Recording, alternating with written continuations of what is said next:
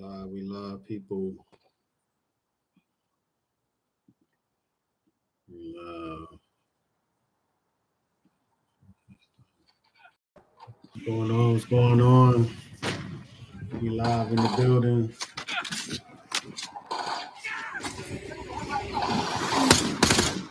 We live in the building. Welcome. Tango in my sight.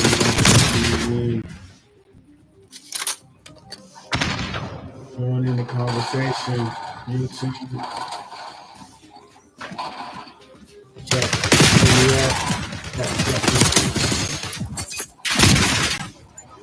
Hostile RTXD in your AO.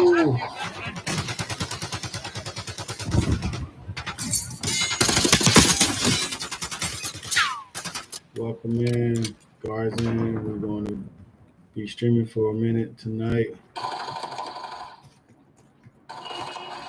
Damn, I had both of them. Why did my guns? Understand this. I should pair my TikTok up with this.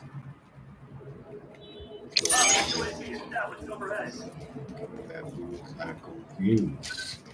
Hostile UAV established overhead. You on the ground floor in Israel fighting the war. Sneaking in through the back. This is falling. هاي واحدة فوق الضربة هاي ممكن توصلنا يا جماعة ديروا بالكم. Enemy UAV inbound. هاي فوق الدار ديروا بالكم. Tracking enemy target. Ice the sharpshooter. ارجع لورا حتى ارجع لورا.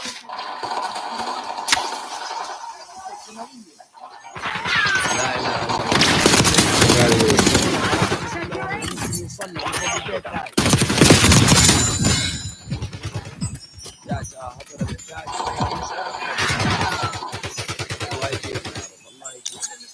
Enemy CUAV inbound. Enemy is down. Gotta clear them out. Clear them out and collect. Clear them out and collect. Collect. Look all over here. Ain't got no ammo.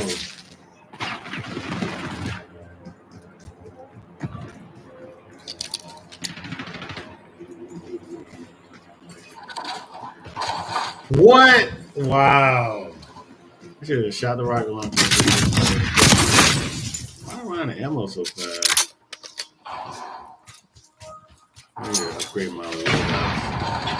I'll be upgraded. What's this? Smoke. Enemy patrol.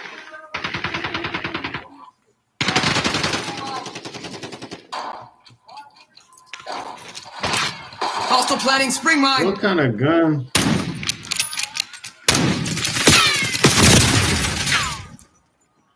Look, man. It's Father's Day. Happy Father's Day.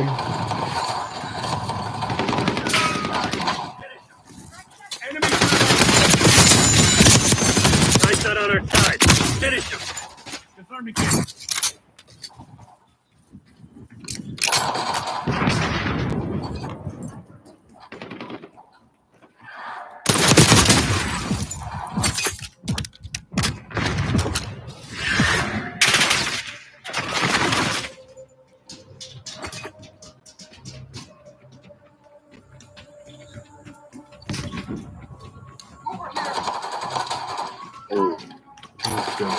Damn.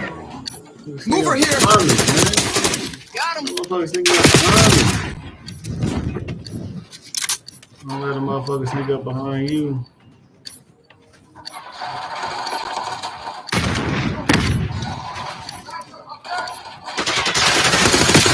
Man, you got that shot. Sniper, I'm dirt.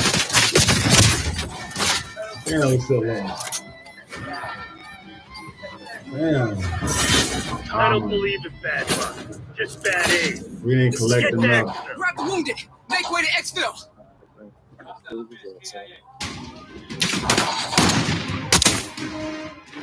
Hostile appears KIA. Nowhere to run now.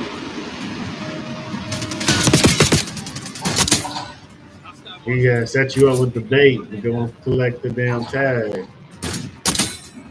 They still won like a bitch. EDA 1 down. Oh,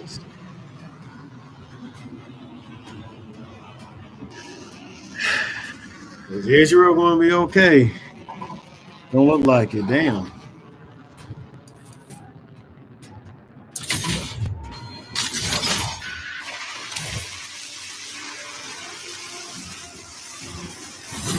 Dang.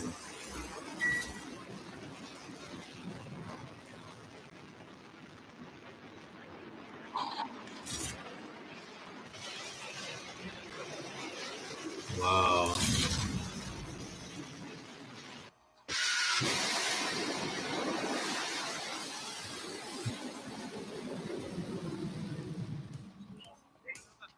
That might be a little more work now.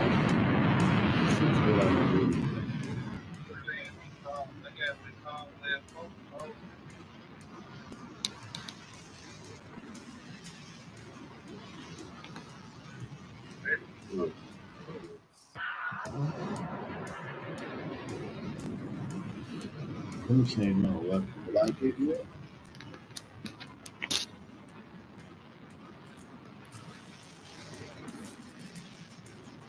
Are you hear my name?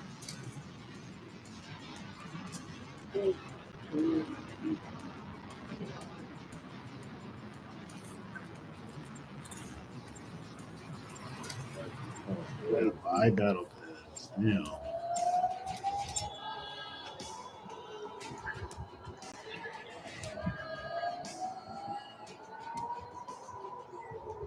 sorry بابا تو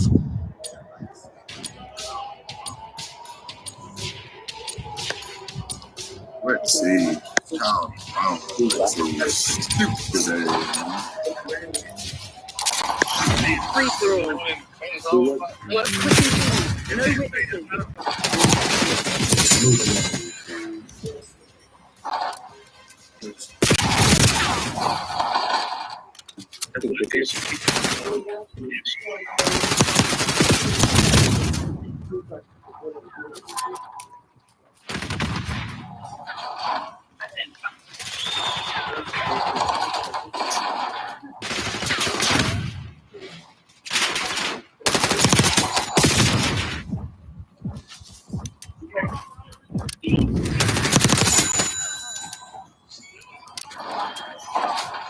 Damn.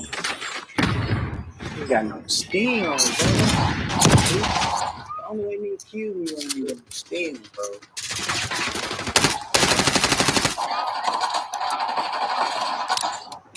Oh my god.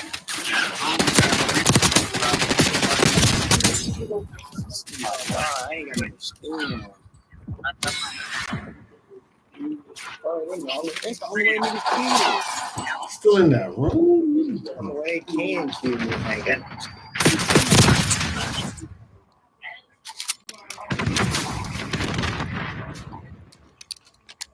Magic don't be tough. What got deep, man? And we got 3-1 shoes. We got in the bank.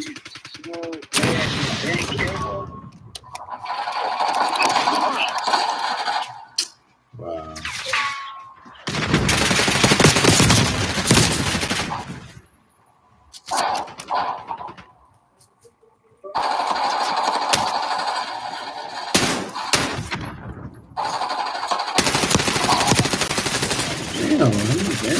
Damn.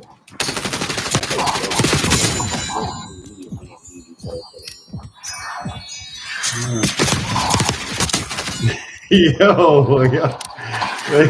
what y'all ganging up on me? We got 4 of y'all at the time.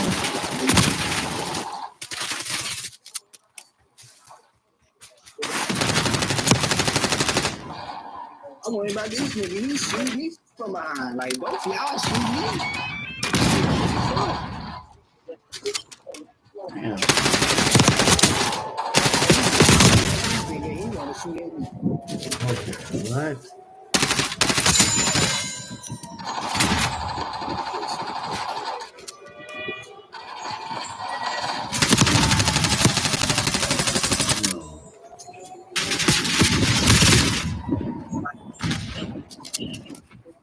Monday.com is the best AI for work, and here's why.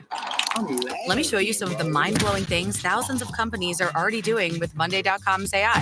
If you're in marketing, sending bulk emails used to take hours. Now, AI summarizes, translates, personalizes, and sends them out in seconds. Sales teams, AI finds high-value deals and handles all the manual work after calls, so teams have more time to actually close deals. Recruiting, AI sifts through hundreds of CVs, pulling the best candidates instantly, making your hiring process 10 times more efficient. That's why people love using it. Monday.com, the best AI for work.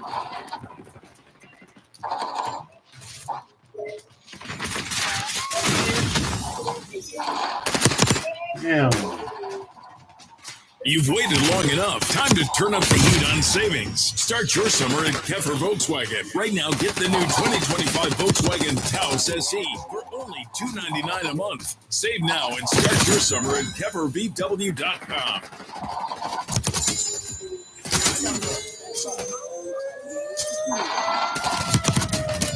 I got shot from 80 different angles.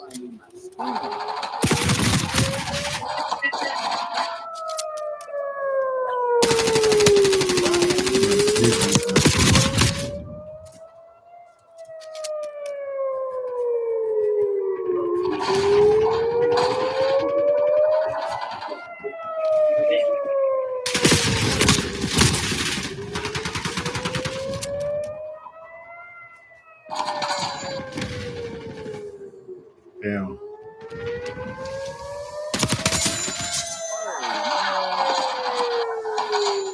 Damn.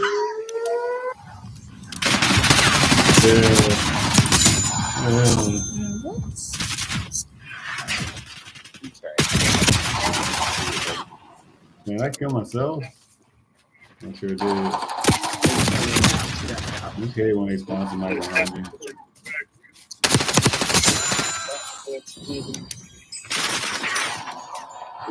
Whoever take that Damn.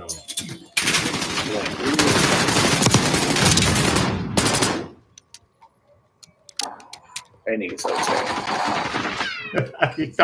he thought I didn't know you was coming behind me?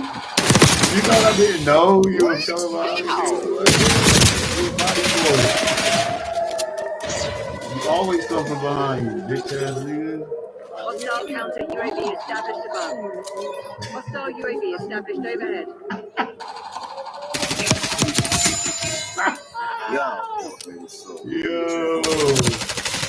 Yo, they is not playing.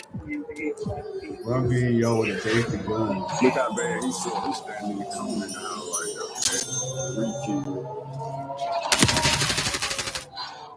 Hey. 3 kill, that's all they ought to They were already dead. Not you. There's no way he had the best play.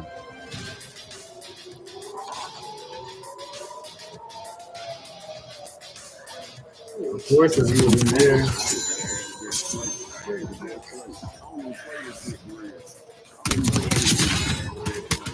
That was not the best play.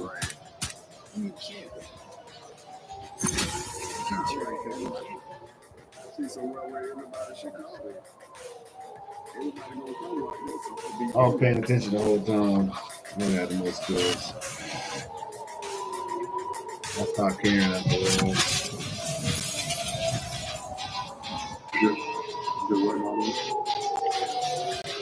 Yeah, the same thing that's happening in this game is happening in Israel right now.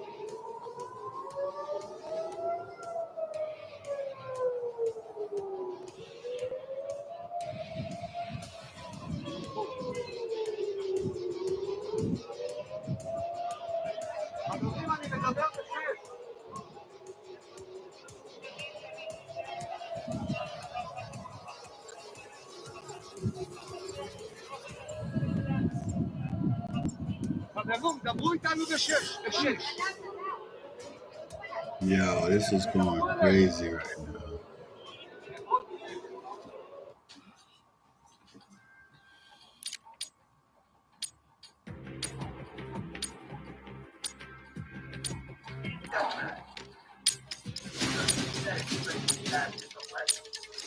Team Deathmatch. Teach those pathetic Crimson bastards a lesson.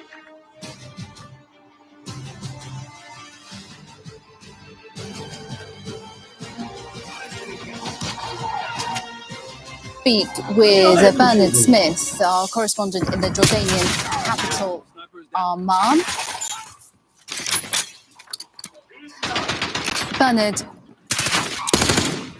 Yes. Bernard, can you hear me? Bernard we Smith. just saw we just saw the end of one of the missiles, sort of heading towards the southern bit of Israel, passing over the top of Amman as they do sometimes, although there was no alert over the city this time. Again, this is similar to Saturday. This is now, very early hours of Monday morning here, though this is sort of a similar pattern, if you like, to overnight Saturday into Sunday, in which there were two separate waves in the overnight hours. The video you're seeing, yes, other targets hit across, other areas targeted across Israel.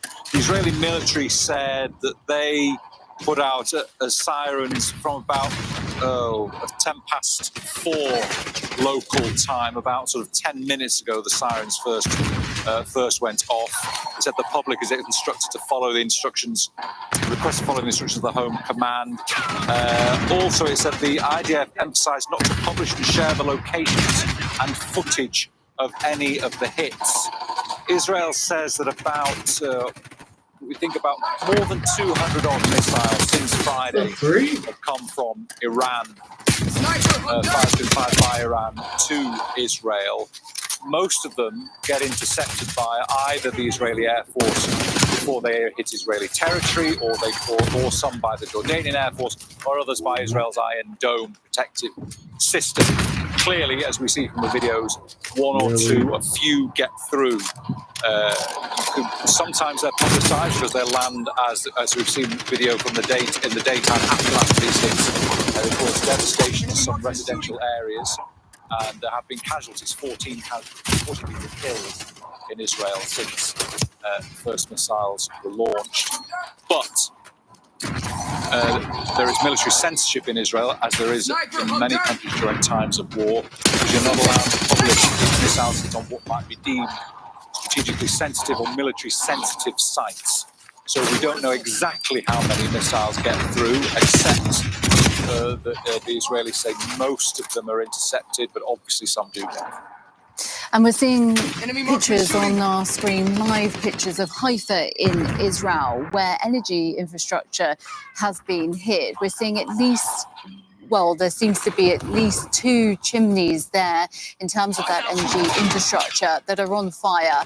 We're seeing those blazes now after those missiles were launched, reportedly from Iran, into Haifa, Israel, as well as other areas in Israel, including Jerusalem and Tel Aviv. And it seems that the energy infrastructure is what has been targeted there.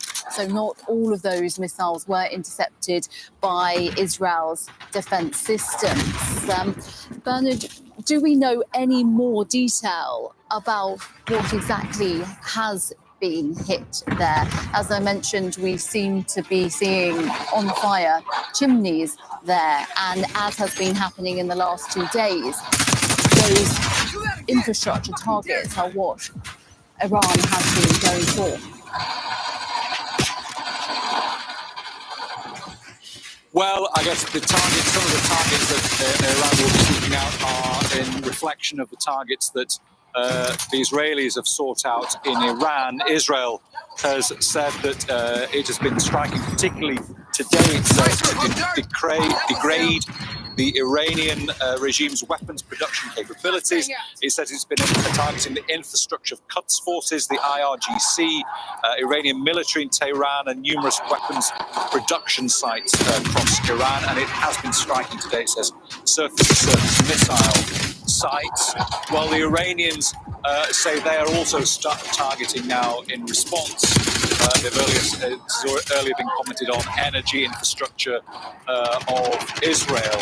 It's obviously Israel is a much smaller country and more densely populated, and Haifa, a strategically important port city where there is a refinery. And so if the Iranians are targeting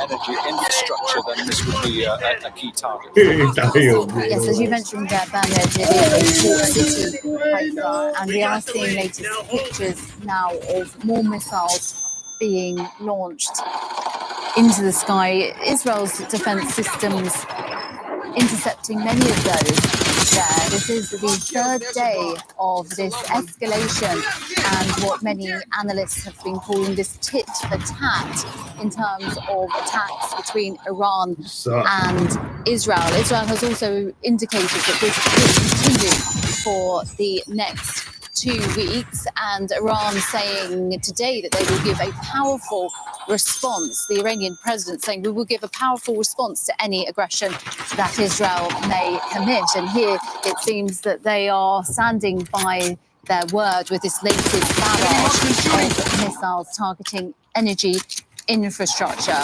That seems to be the latest of what we know at the moment, Bernard, that these 3 areas of Israel have been targeted. Haifa, the port city, strategically important north of the capital, Tel Aviv, and then Jerusalem as well being targeted.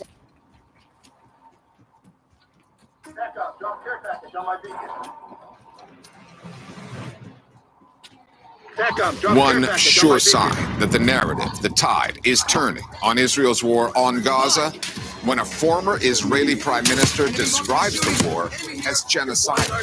Enough is enough. Medics getting the story out, the doctors and nurses filling in the vacuum in the news coverage, and taking a look under the hood of the Gaza Humanitarian Foundation.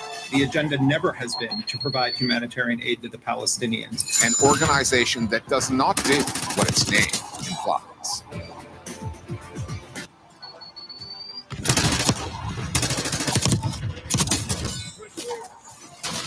It's the best one.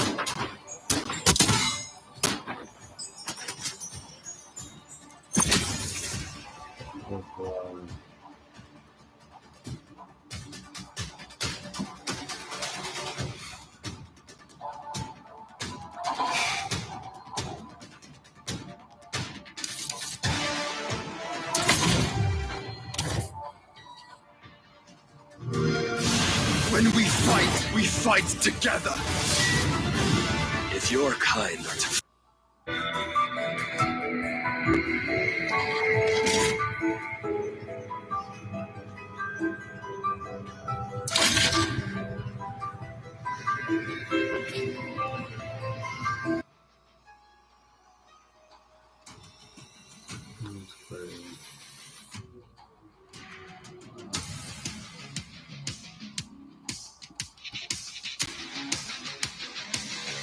Iranian nuclear issue. China has always been committed to peacefully resolving the Iranian nuclear issue through dialogue and negotiation. We oppose the use of force and illegal unilateral sanctions and oppose armed attacks on peaceful nuclear facilities. As an NPT signatory, Iran's right to the peaceful uses of nuclear energy should be fully respected. President, for some time now, conflicts in the Middle East have dragged on, and the regional situation has remained highly tense.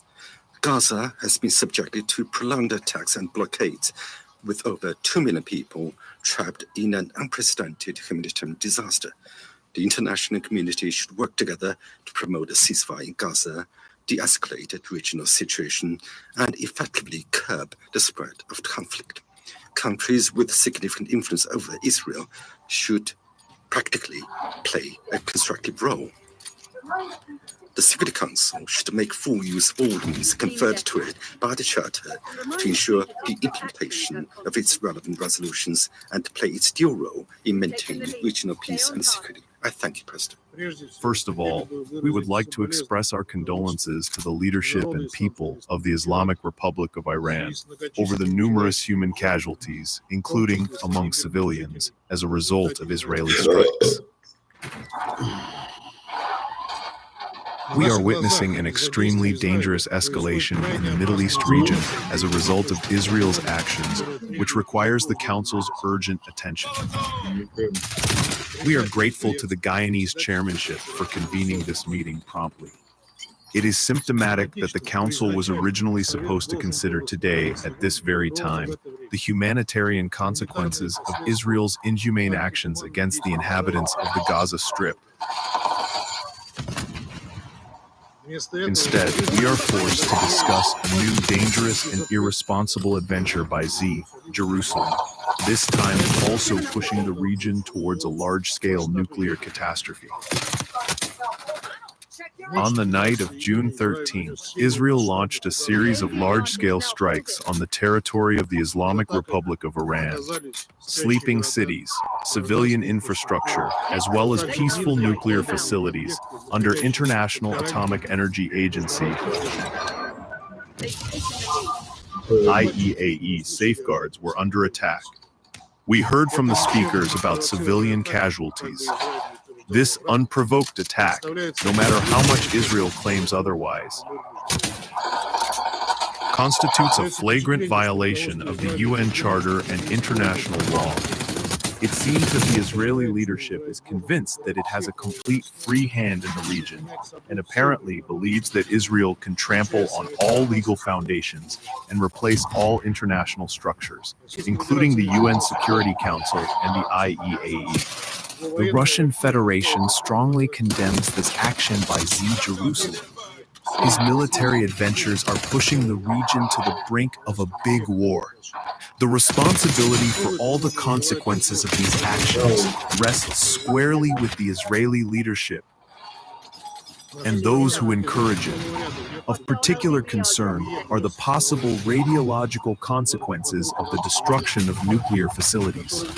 For a number of years, our country has been warning about the unacceptability of a military solution to the issues around the Iranian nuclear program, which could entail grave consequences not only for the Middle East, but also for the entire world. However, these calls were not heard, and now the situation is developing according to the most negative and unpredictable scenario. Madam President, Israel's actions are aimed at undermining the ongoing negotiating efforts in various formats to find solutions in order to reduce tensions around Iran's peaceful nuclear program. While the whole world is waiting with hope for the results of the next round of indirect contacts between Iran and the United States, previously scheduled for June 15th, Israel decided to anticipate them in the way it needed and began to bomb Iran's nuclear energy infrastructure, demonstrating disregard for laws, norms, agreements, rules, everything that forms the basis of civilized interaction between states. However, the responsibility for what happened lies not only with the state of Israel, but also with its closest allies. This is a direct consequence of the connivance of Western countries, which for months have been deliberately and methodically whipping up anti-Iranian hysteria both in the UN Security Council and in the IAEA Board of Governors. These states did not even try to find a constructive solution to the crisis around the Joint Comprehensive Plan of Action and UNSC Resolution 2231, which approved it. Their task was different: to put pressure on Iran in any way, portraying it as the source of all the troubles in the region and groundlessly presenting Tehran's legitimate retaliatory steps in the form of using the protective mechanisms provided for by the JCPOA as a violation of non-proliferation obligations. At the same time, the Iranians have endured for years and have not refused to cooperate with the IAEA or to engage in dialogue in order to find negotiated solutions.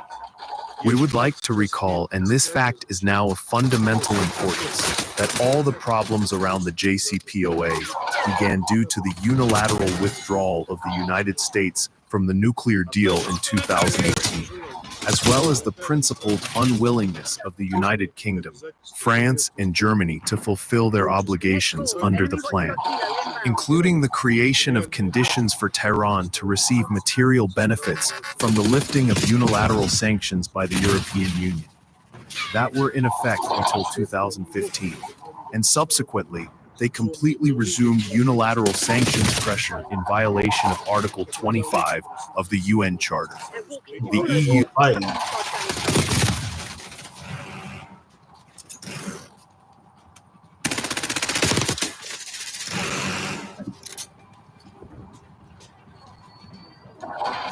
If you don't know where to start in Top Heroes World, the Springland is a great place to start. There are low-level enemies and villages with free... Israel campaign directly in an offensive manner. These tankers are what they need most. Also, bomber of global air power missions. Or this could be something else, including providing Feels like numb all over again.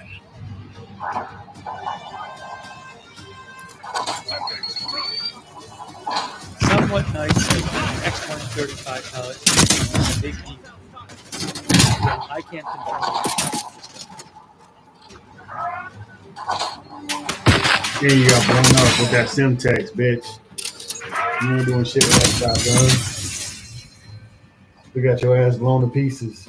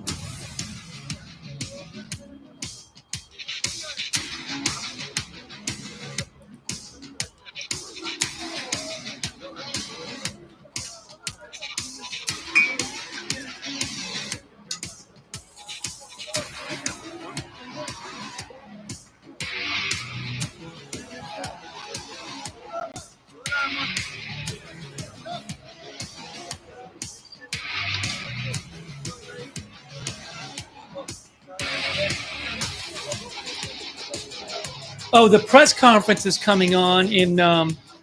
There's supposed to be the press conference about the Minnesota thing in 9 minutes. Let me get that up on the screen for you. Hold on a second.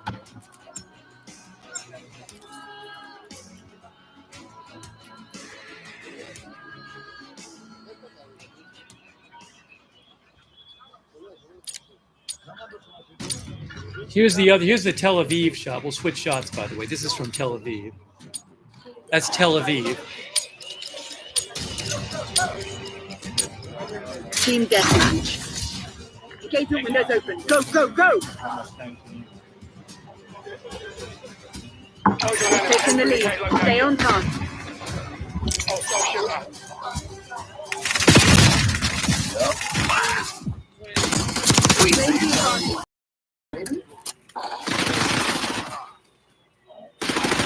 Behind Crimson.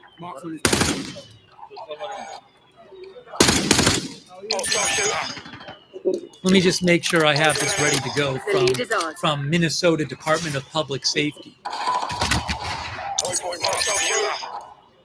That long range shot. Right. From a mile away.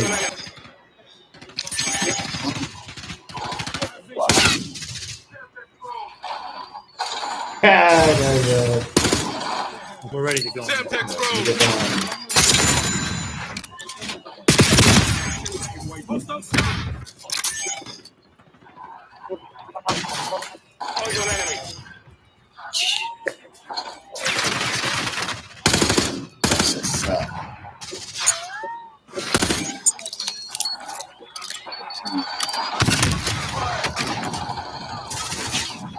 Oh, my team took the whole squad. Watch your butt. Good team. Oh, so shoot.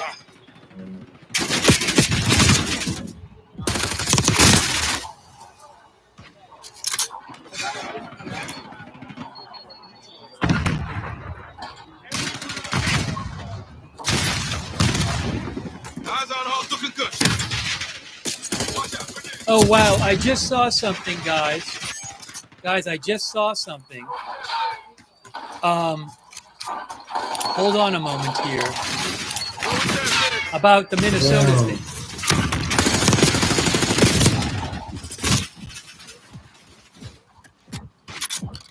Look at this. Wow, this is quite something. Not good. Look at this report. Police officers witnessed Minnesota suspect fatally shoot husband of state lawmaker before he fled scene. Documents say. Again, police officers witnessed Minnesota suspect fatally shoot husband of state lawmaker before he fled scene. Documents say. I don't know how that all happened, but that's from AP. I haven't seen the documents. I'm guessing it's a court document of some sort. So they got there and he had a shootout with them, and then he shot the husband as he was leaving. I don't know, but or maybe they just saw. Maybe they saw it as they were approaching. I don't know. You know. No, maybe they were driving up and they saw it. I don't know. I don't know the details. But I wanted to. That press conference, the press conference about from Minnesota is coming up in like 5 minutes.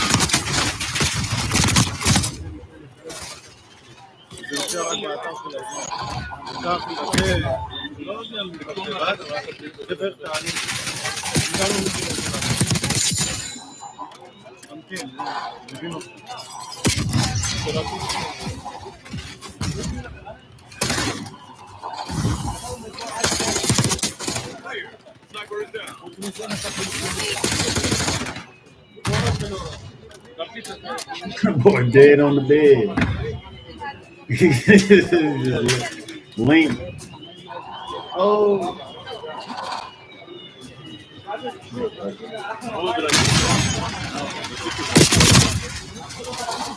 Oh, what the heck?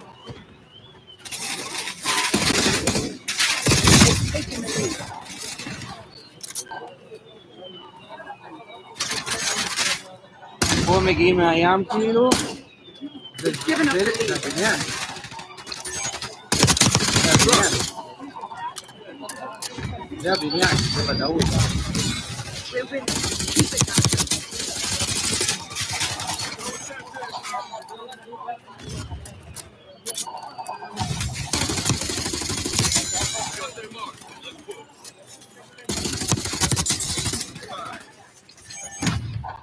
Again, we're gonna check out that Minnesota press. Ran out of ammo on y'all bitch ass niggas. Don't got no more ammo. Oh, you're an enemy.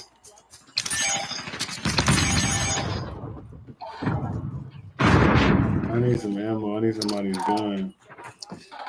We still don't know. I'm on your I team. think there might be more news to come out of Israel. We don't know. I mean, obviously this is big news, but remember, Trey Yingst from Fox reported that he said waiting to post more information at this point, but there will be a significant development to report in the hours ahead about the last missile barrage. If you missed it, it was a very strange evening there in Israel. They made people. They had an alert for people to stay near their shelters for about 3.5 hours, with no explanation why. And it kept going and going and going, and eventually there was a missile strike. But normally you'd never have that long an alert. It seemed very quiet. There was very little news, a bunch of rumors. So I strongly suspect we're going to be hearing some significant news of some sort, and we just don't know what it is. I still feel like the reporting coming out of Israel is kind of quiet at this moment. I mean, there's reporting about this, but what about everything else? Israel had said it was attacking surface-to-surface missile sites in Iran. There were apparently other strikes going on. We've heard nothing. I mean, we never heard anything else from the military about their activity in Iran. So I think I had to. What? This bullshit? Fucking Joe Green, Seth Green, what's his name? Seth Rogen. Oh, I see you. Not the best play. Wow, I started shooting him 40 seconds before he started shooting me. Yeah, that's why we still won.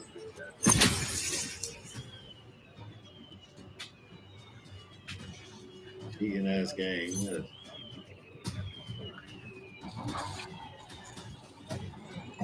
I start shooting you 100 times before you start shooting me.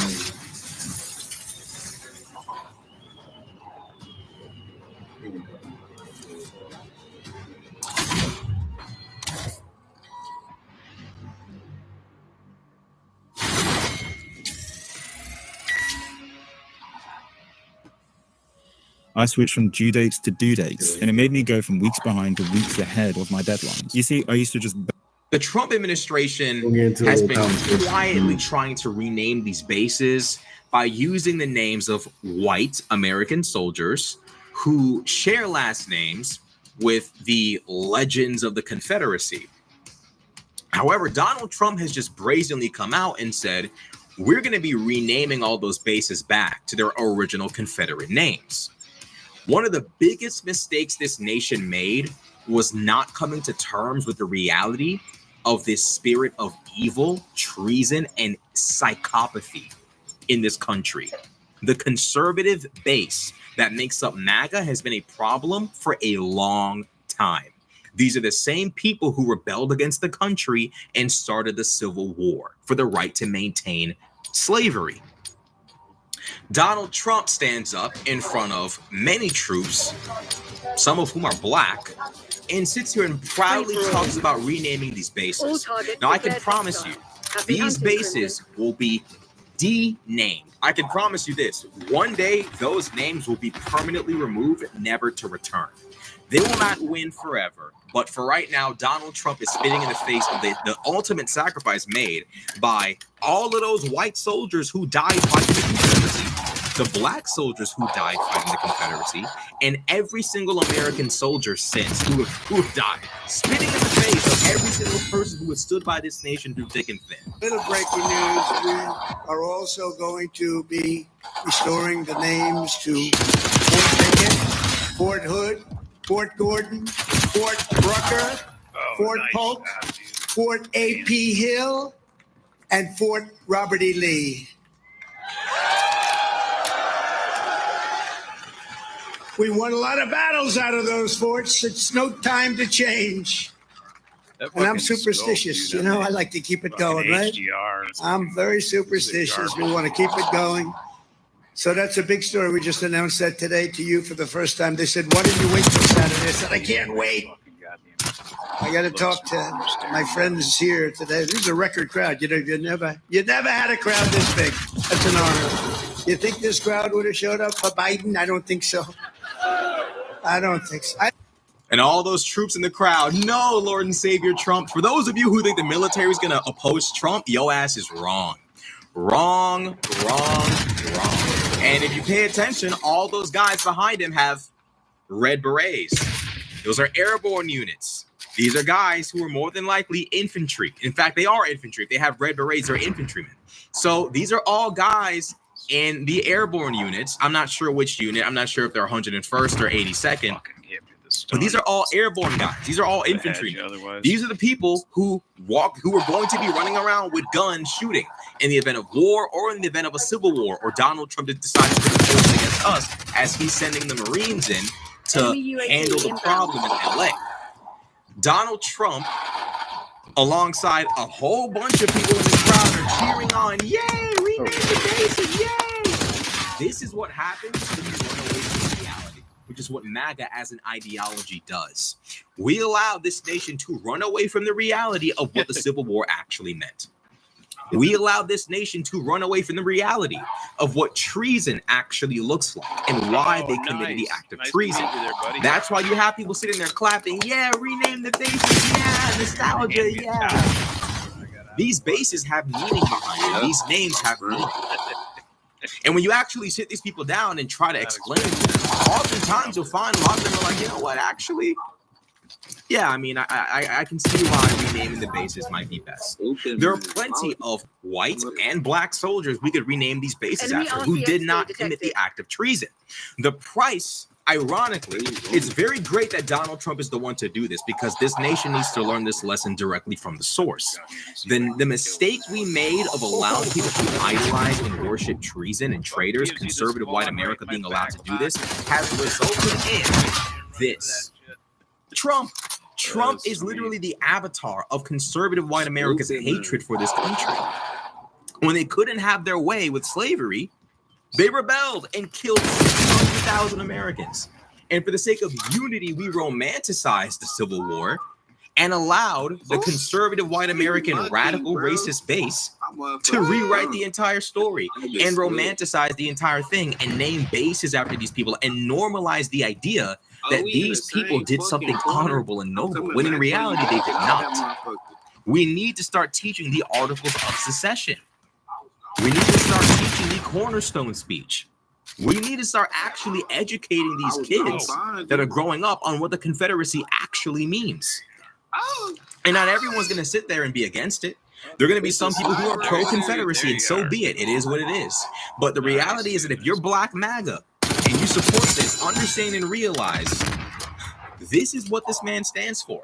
And I know a lot of idiots will be sitting in the comments talking about it was the Southern Democrats, which just goes to show what do you think if Robert E. Lee were alive today, he'd support the Democratic Party having a black man as president with a white man being his vice president?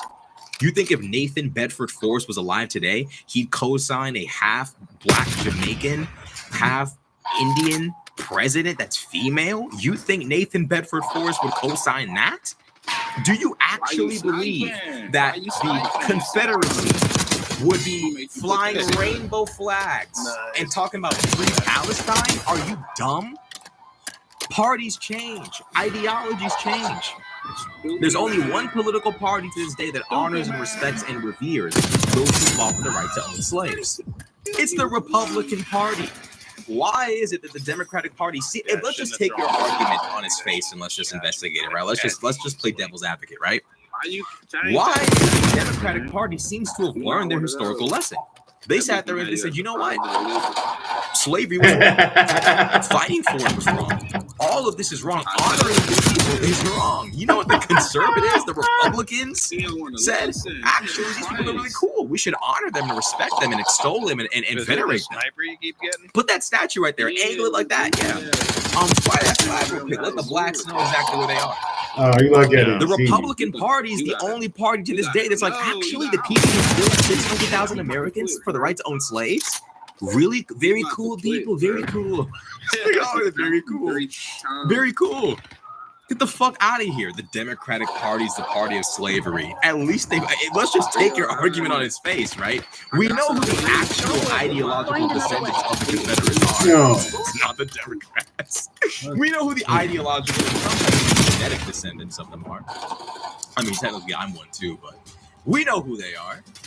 It's the right wing. It's conservatives. We know who they are. The right wing loves the Confederacy to death. So this whole Democratic Party was a party of slavery. That's what low IQ idiots believe. Obviously, the party of slavery was the Conservative Party, which today their name is the Republican Party. The Southern strategy is real. It did happen. No real, honest racist will deny it. And the reality is, you're looking at it in your face right now. All those soldiers clapping. Some of them, most of them in ignorance, because most people don't even understand.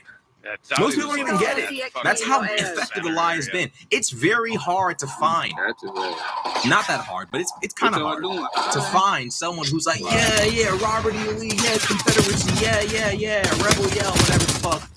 who's like, oh yeah, actually I've read the articles of secession and Cornerstone speech, and those guys had it right. A lot of people do this out of ignorance. I know people in the chat are going to be like, I know there are plenty of racists who understand what the Confederacy stood for. I know. But we don't talk enough about the amount of ignorance there is, where people just passively support this dumb shit without realizing the seriousness of it all. Where you go up into the Education is key, and that's why conservatives hate education. Because the more people know, the less likely they are to support the bullshit. It is what it is. Looks like we're going to have to learn this one the hard way yet again. For the first time ever, Donald Trump seems to be siding with losers. It is what it is.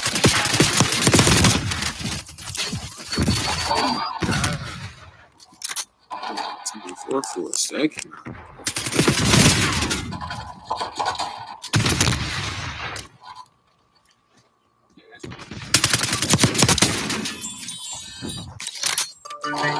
Okay, that's where you at. I found you.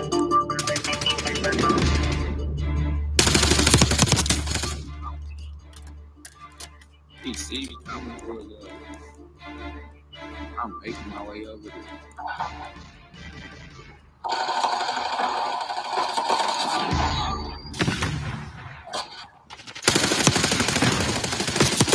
Hello everyone, welcome back to the channel. Well, right now it seems like in the world, truth is breaking down the door. I'm going to be sharing two things with you here. One is some information about the guy on the right. He is one of those who has had a very loud voice about what's going on in the Middle East. He does not care what people say about his language, any of that. He is challenging the Red 29ers in a major way. And in this explosive, heated debate, you're going to see what he has to say, and you're going to see how these people, they continue to spin these narratives, I want some of that too, you know, to the whole world, but the world is waking up and saying, look, we don't want to hear it anymore. This guy, he says, we see you. Don't go nowhere. Regardless to what you say, how you lie about it, how you say the evidence of our own eyes is false and can't be trusted. He says, we see you. Anyways, take a listen at the report first, and then I'm going to show you the clip where they have this on the Piers Morgan show. That there is some insanity ahead, right? Anyway, take a listen at this, and I'll be right back. Bassem Youssef recently had a heated debate with Piers Morgan and an Israeli official on Piers Morgan Uncensored. Has been vocal about his criticism of Israel's actions and the role of Western nations, particularly the U.S., in the ongoing conflict. In a recent interview, he argued that Israel has corrupted the West morally for 100 years, and that Western governments, including the U.S., have allowed Israel to violate international laws without consequences. He pointed out that when other nations commit war crimes, they are held accountable, but Israel is often shielded from repercussions. Youssef also highlighted double standards in media coverage and political responses. He referenced past global tragedies, such as the Charlie Hebdo attack, where world leaders rallied in support, contrasting it with the lack of similar outrage over the thousands of Palestinian deaths. He criticized Western media for portraying Palestinian casualties as mere collateral damage, while justifying military actions. In another discussion, Youssef emphasized that Israel will face no consequences for its actions in Gaza, arguing that Western governments will continue to support Israel despite the humanitarian crisis. His remarks have sparked widespread debate, with supporters praising his bold stance and critics questioning his framing of the issue. In the discussion, Youssef accused Israel of manipulating politicians to echo its narratives, arguing that its lobbying efforts shape global discourse on the conflict. He expressed frustration over what he sees as Western governments shielding Israel from accountability, despite mounting evidence of human rights violations. Youssef's remarks were particularly pointed when he described Israel's actions as heartless and psychopathic, emphasizing the suffering of Palestinians. His choice of words, including calling Israeli leadership demonic assholes, was meant to underscore his anger at the humanitarian crisis unfolding in Gaza. He argued that the world sees through Israel's bull crap, claiming that its actions are no longer defensible in the eyes of the global community. His statements have drawn both praise and criticism, with supporters applauding his boldness and detractors accusing him of inflammatory rhetoric. Now stay tuned for this explosive, heated debate with Piers Morgan, Bassem Youssef, and Jonathan Conricus.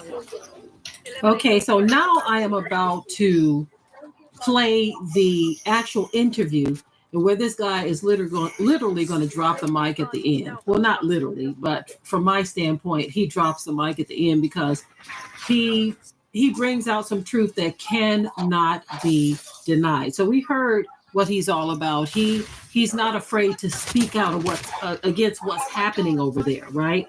And so now this interview sheds. Even Piers is going to point out some just lunacy that is going on from these people who pretend to be just perpetual victims all the time while victimizing others. Even Piers is going to point this out. Take a listen at this. Remember, Piers, why the first video went viral? Because I called Israel a narcissistic, psychopathic behavior that fucks you over and then makes you think it's your fault. Because this is what Israel does. It didn't happen. And if it did, you're remembering it wrong. And if you're not, it's your fault because you're looking into my phone. Narcissists lived in their own made-up reality. They don't share your reality. They live in their own custom-made universe where facts are negotiable and truth is whatever serves them in the moment. And when it comes back and when you corner them, they back through tantrums, accusation, Hamas, anti-Semitism, full victimhood mood. And it's pointless to debate with them, right? Because take him, for example, and the likes of him. You show them a video, it didn't happen. You show them UN reports, these are lies. You mention international law, it's complicated. You get testimonies on the ground from doctors and nurses at Hamas propaganda. Yet we saw it with our own eyes. Your optic nerve is anti-Semitic. Like Israel is like Shaggy. We saw you won the hospital. It wasn't me. We saw you killed the children. It wasn't me. Your war crimes are documented. Hamas propaganda. Also, it wasn't me. There is no point of debating gaslighters. We have 4K videos, satellite imagery, and your own soldiers posting on TikTok bragging about killing children. But of course, yeah, the entire planet is having a mass hallucination, right? This is like Israel has the same credibility as a Ponzi scheme, right? This is what I'll give you an example how Delulu is Israel, right? Israel calls itself, I mean, he was in the IDF and he tell you, the most moral army in the world. Also, they call themselves the most vegan army in the world. So Jonathan here is representing an organization that is both vegan and genocidal. Yani we will not eat chicken, but inshallah, we will bomb a hospital and barbecue it. Nobody is starving in Gaza. Nobody is starving in Gaza. Why are they risking death after the Gaza Strip was each other to get to food with international aid? To speak about evidence, you know how many videos I've seen of fat Gazans, of fat Hamas fighters, of overweight Gazans? You know how difficult it is for an Israeli to believe that Gazans are starving when I see in social media that there are open hotels, that the markets have fresh produce, and that I know the amount of food that is coming into the Gaza Strip. So allow me to question and doubt everything what you say. Ya Habibi, allow me to question and doubt everything that you say, Mr. Comedian Bassem. And because you don't have standing, you don't have knowledge, you're outdated, you're repeating. I'll give you credit for saying catchy things and sound bites. You do that very well. But in terms of actually knowing what's going on in Gaza, you have no clue. You're a complete uneducated person who is just regurgitating monologues and catchy names and popular culture. And you don't think that branding Gazans a bunch of fat people who aren't starving, you think that's not a catchy little phrase? This is the funniest shit I've ever heard. I mean, come on. Really, Jonathan? You're reduced to saying that all Gazans are so overfed, they're all fat. Come on. Send them treadmills and pelotons. Piers, the only really skinny people that I've seen in Gaza, you know who they were? They were Israeli hostages that were starved by Hamas. They are the only skinny people, malnourished and tortured people that I've seen coming out of Gaza. They are the only ones that have been really malnourished. All the other ones that I've seen, and believe me, I have watched hours and hours of footage of Gaza that none of you have taken the time to watch. And I've seen a lot of healthy and some of them, yes, overweight. To verify whether there are actually any starving people in Gaza. If you're so right, and all the Gazans are incredibly fat from all the extra food they've been eating. No, that's not what I said. You did, Pierce, actually. I didn't Then say why that. don't you I let the didn't say that. journalists... No, I didn't say that. I said let that the I've journalists seen in, and we can Gazans. analyse just how many fat people in Gaza there are who've been overfed in the last few months. And we can Bassem, analyze how many times UN organizations have weathered this. The thing is, Jonathan, you can say what the hell you like, but we can't verify it, can we? You won't let journalists get in to verify it. I'll say it now. I'll say it now a fourth time, Piers. I will invite you personally. And you would let me go anywhere in Gaza, or would I have to be directed to where you want me to see? I would just say on that point, I myself have seen in the last 2 weeks that if you dare to criticize the Israeli government in a way that almost everybody is now doing, by the way, whether it's former Israeli prime ministers, whether it's allies of the country, you name it, people are queuing up to criticize the Israeli government. But when I did it, despite having defended Israel's right to defend itself for many, many months, as Bassem knows, we argued about it, that I was immediately accused of being a Jew hater and an anti-Semite.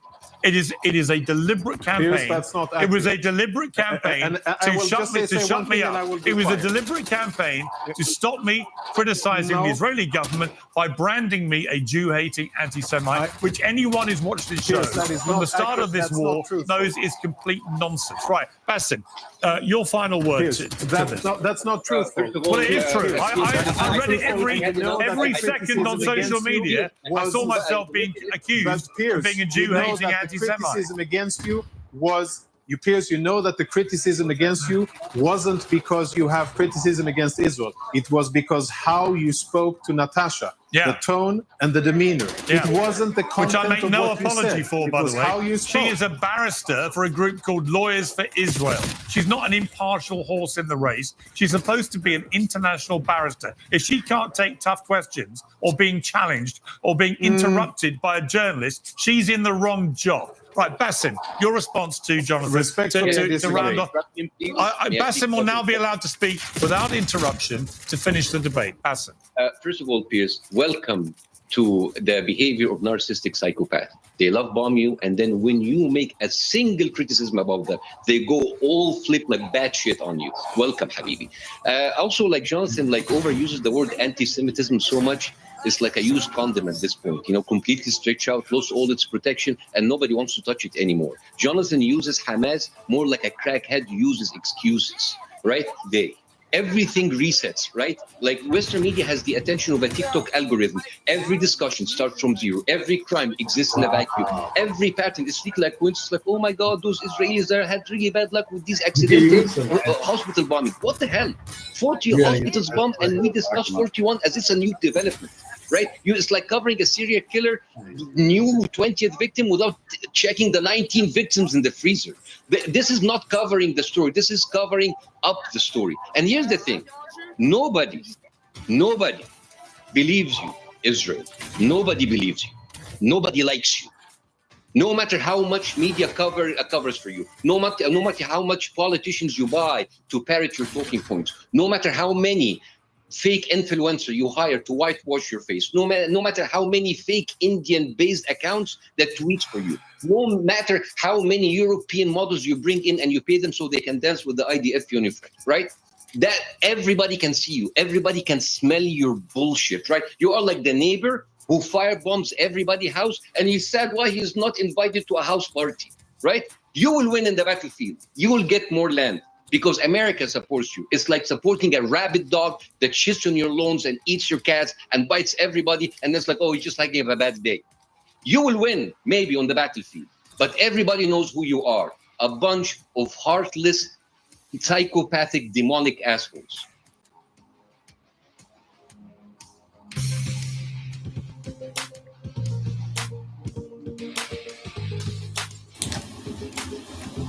Damn.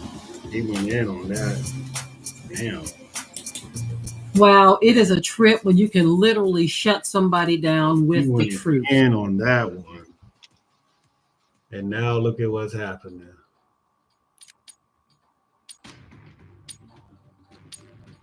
What's happening? Partly what I'm going to say is going to upset you.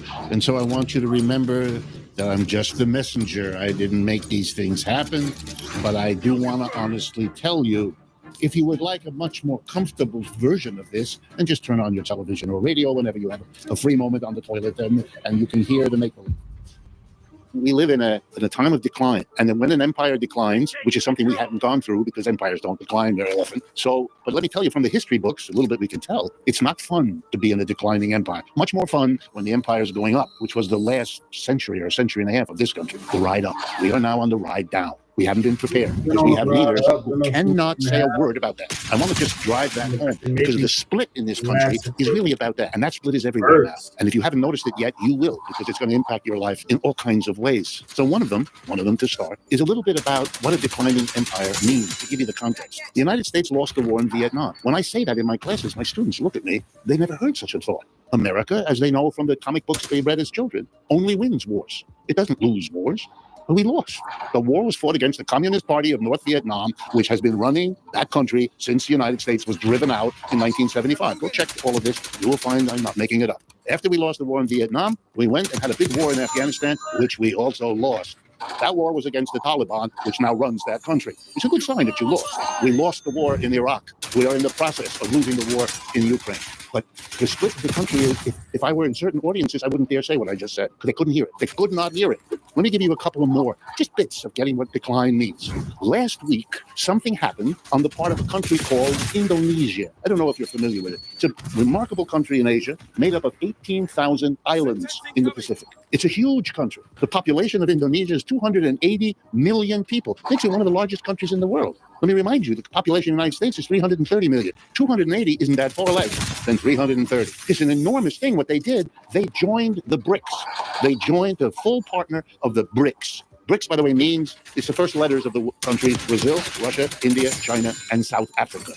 A dozen years ago, they began to form an alliance of what came to be called the Global South, to be independent, relatively, from the domination of the United States. And the core economy there, the biggest one, the most powerful, the People's Republic of China. China and the BRICS. Indonesia joined them. Together now, the BRICS, built around China, have as the population of the countries that are part of the BRICS, about 22 countries now altogether. They have about 55 to 60% of the population of the world are members. What is the percentage of the world's population of the United States? 4.5%. You understand? We are 4.5%. They are 50 to 60%. 15 years ago, every automobile company on this planet went to work trying to develop what they understood was the next wave in that business, which was putting aside the gasoline-powered car and substituting an electric-operated car or truck. By the way, not a rational response, because it's terribly wasteful to have that vehicle, which those of you who have it notice, sits on the street or in the garage most of its life. That's kind of, let's use a fundamental word, stupid. It's stupid. It's a waste of resources. That car could serve 20 people each day if it were managed properly. What do I mean managed properly? Well, like a car rental business. That's how they would manage that. Or those bicycles we can now just take off the rack and put back on. That's a rational way. If you want to avoid killing people, which private cars do, if you want to avoid air pollution, cars are the major cause of it, and on and on. Rational would be to go from the private car to a mass transit efficient system. A beautiful train every 5 minutes, a beautiful bus, even more beautiful every 3 minutes, everywhere. That's it. Infinitely cheaper, much more efficient. And none of you have to worry about it, because wherever it's parked in the central lots, which we call car rental centers, there would be paid mechanics who make sure they're in proper condition. So the car would be in better shape, better cared for. The whole thing is nuts. And who is the person who invented this crazy, bad solution to the fuel-burning car? That genius who did this terrible thing, Elon Musk. That's what he did. He found a way that automobile companies could make a profit by taking us out of gas cars into electric cars. So 15 years ago, all the car companies said, hooray! Here's how we hold on to our profits, by making these private cars for everybody. And they all went to work to compete, and there was a winner. As of 3 years ago, one company figured out how to make the best quality electric cars and trucks and at the lowest price, which is what competition is supposed to result. And I'm sure you all know the name of this company. It's the BYD Corporation. Let me do that again. B as in boy, Y as in yellow, D as in dog, BYD. Now, your faces give you away. You never heard of this place or this thing. What is it? Well, what did I just tell you? They won the competition for the entire new wave of cars and trucks moving across this planet every day by the million. And you never heard of them. Why? Because they move everywhere except here. If you go to Europe right now, you'll see them all over the road. BYD. And by the way, there's several Chinese car companies. They're not the only one. They're just the ones who did it best. Why don't you see them? Because we have a tariff tariff started by Mr. Trump, raised by Mr. Biden. The tariff on the Chinese electric vehicles is 100%. So let me explain quickly what that means. The Chinese produce this wonderful thing, electric vehicle, and let's take a simple number. $30,000 is what they cost. You're in America. You need, therefore, to come up with $30,000 if, for example, you're a company that uses electric trucks to do part of your business. And then you'd have to come up with $30,000 to get the truck. And then you'd have to pay 100%. Another $30,000 will go into Uncle Sam, who put the tariff. Tariff is just a word for a tax. It's a word for a tax on an imported good or service, something that's produced out of the country but brought in here for sale. That's what an import is. And tariff is the name of the tax you put on imports. We have been putting taxes on imports as a nation from the beginning. So throughout the history, there's nothing new about it. But it's 100%, which means an American would have to buy that stuff by giving China 30 grand for the truck. And Uncle Sam, another 30 grand. And so with 60 grand, you get the truck. But of course, no one does that. Why? Because Ford and General Motors and Tesla will sell you an electric car or truck for a mere 40 grand or 50 grand or something like that. So who's helped by this?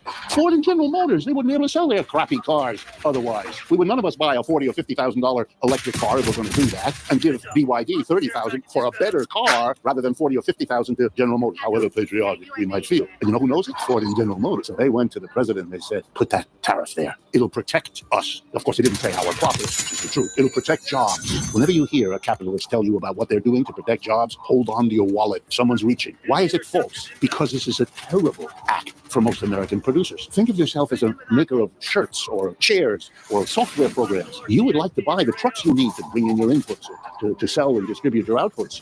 You're going to have to buy electric trucks. You'd like to buy the best one at the lowest price. Of course, you're competing with enterprises in France and in Germany and in Brazil and in Nigeria and fill in the blank. They're all buying BYD cars at 30 grand. You'll have to pay 40 or 50 to General Motors. You know what that means? They're going to defeat you economically. You're going to be loser. And when you lose, you're going to lay off your workers because you can't compete with the companies that can buy the biggest, the best, and the cheapest electric vehicles. Now multiply this by dozens of other commodities. China is winning. We are losing.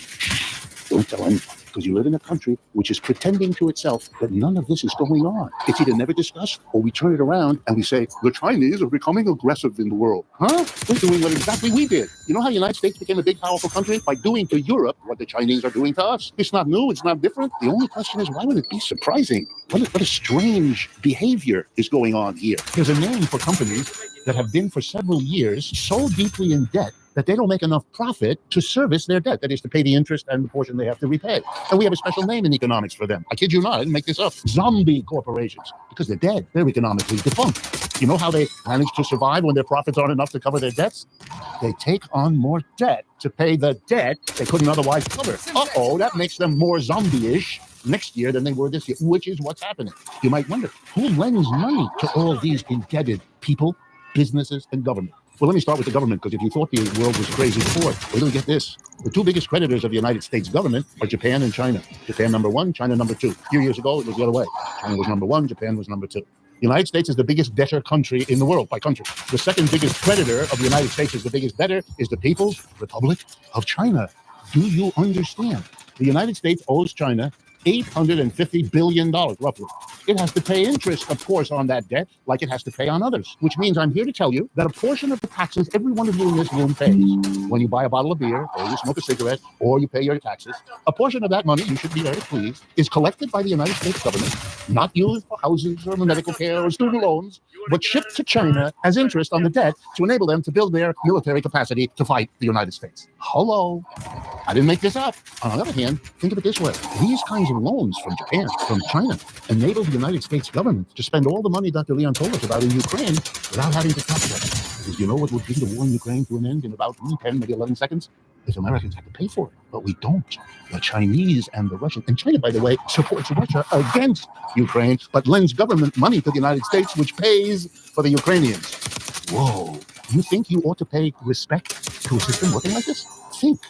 We are in a completely different world than we once were. The empire is declining.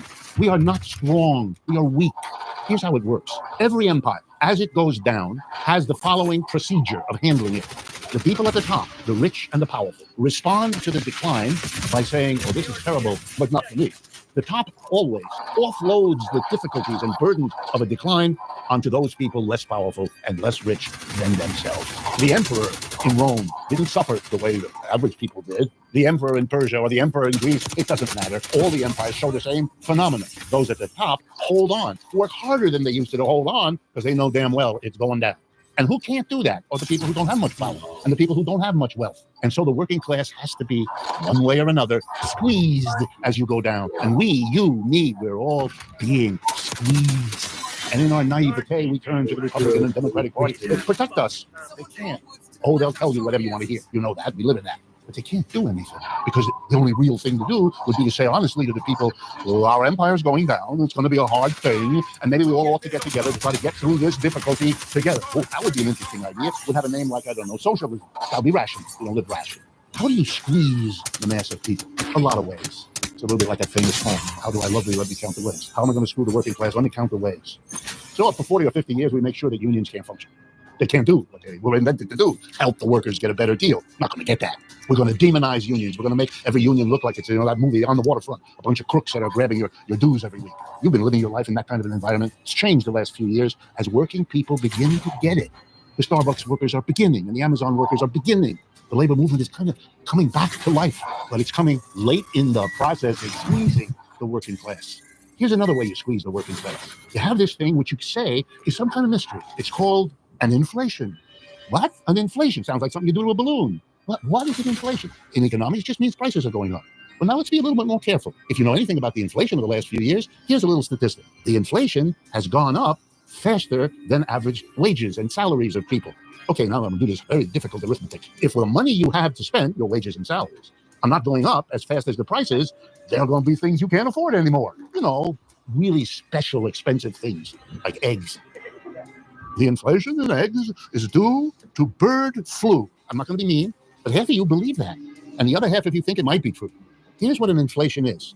It's a decision made by some people to jack up the price you have to pay for the things they can control the prices of. Who sets prices in a capitalist economy? Answer, the employer. Those of you who have had jobs all your life as workers, do you ever recall being called into an office to add your opinion as to what the price should be of what you helped to produce? Never happened. The United States Census tells us 3% of Americans are employers. Welcome to the other 97%. That's you and me. The employers set the prices. We pay them. When they jack up the price, that's because they want to give us fewer of whatever it is they make for the money we have to give them. It's a way of screwing the working class. And that's how it's been used in the last few years. And all these economics professors, including many of mine and people I know, sit around debating, how are we going to control the inflation? What is it? How does it happen? I sit there, I'm one of their students. I want to run up there and then go hit them over the head with a ping pong paddle. What are you doing? What is this noise coming out of your mouth? Their decision is we're going to deal with it by raising interest rates. Oh, wow, this is wonderful. Who gets screwed when you raise an interest rate? In case you're not rich yourself, I'm going to tell you, it's not rich people. They don't give a flying, whether the interest rate is 2%, 6%. They're rich. That's what it means to be rich. You don't care.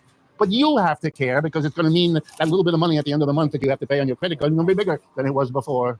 And everything works like that. The rich don't care. You know what that's like? It's like, I'm going to stick it to you now for a moment, congestion pricing. Oh, good. We have a problem in New York with traffic. This should come as hot news. It's only been true for a century.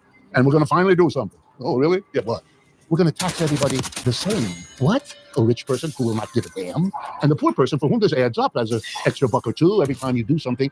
Only an American politician who's just seen what inflation has done to people would come up with that solution. And by the way, raising interest rates, is that the only way to deal with inflation? Of course not. Why did you ever think it? Answer, because that's what you were fed all the time in all the media. The last time the United States had an inflation as bad as the one a couple of years ago was back in the late 70s and 80s. We had funded the war in Vietnam by printing a lot of money because otherwise the people would have revolted against it. If you said to everybody, we're having a war in Vietnam, it's going to cost every family a couple of $1,000 a year. Whip, end of war. So we borrowed. We printed money, we borrowed. And then we had the terrible inflation.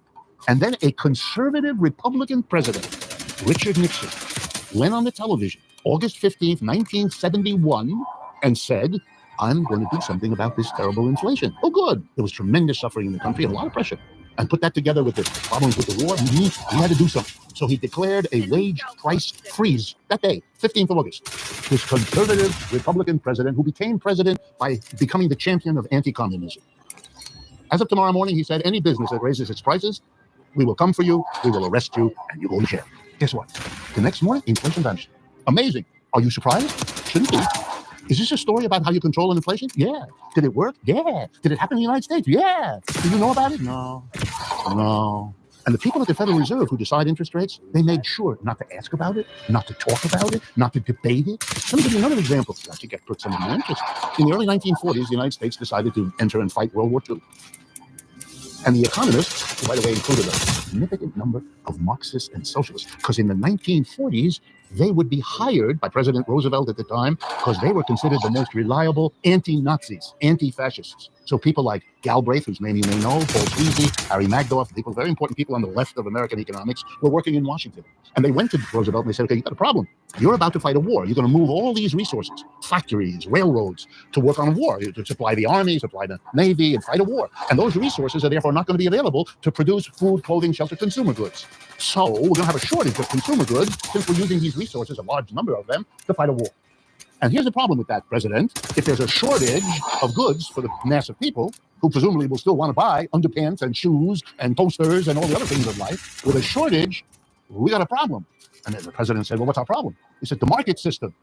The president was confused. I said, I thought we were supposed to be for that. Yeah, but we can't afford it in a war. Why not? They had to explain to him, just like I'm doing now with you.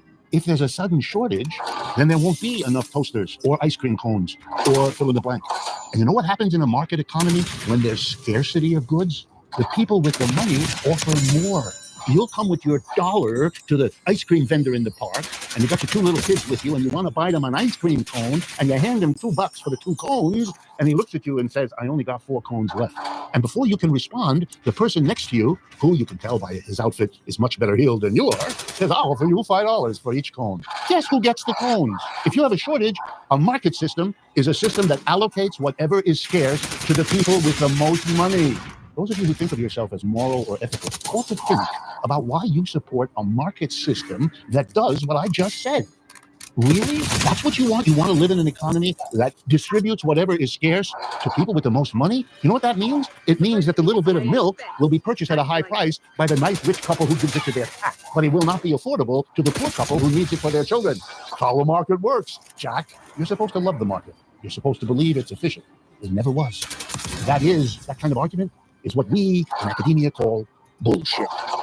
But it works. Mr. Trump has become president because he knew that the mass of the American people were being squeezed and that the conventional Republicans and Democrats weren't doing squat about it. And he said, I'm different. Watch me. I'm going to call all Mexicans rapists. I'm going to be outrageous. I'm going to say the things that were quoted earlier. I'm going to be a misogynist, not quietly and under the table, the way it's usually done, but big and loud and open. All about it. Watch me. I'll say all those racist and other things that other politicians believe, but no, have learned. Don't say that, or at least don't say it in public.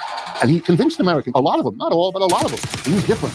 And when you've got 2 parties that aren't doing anything for you, and you're feeling very squeezed, you give your vote to somebody different.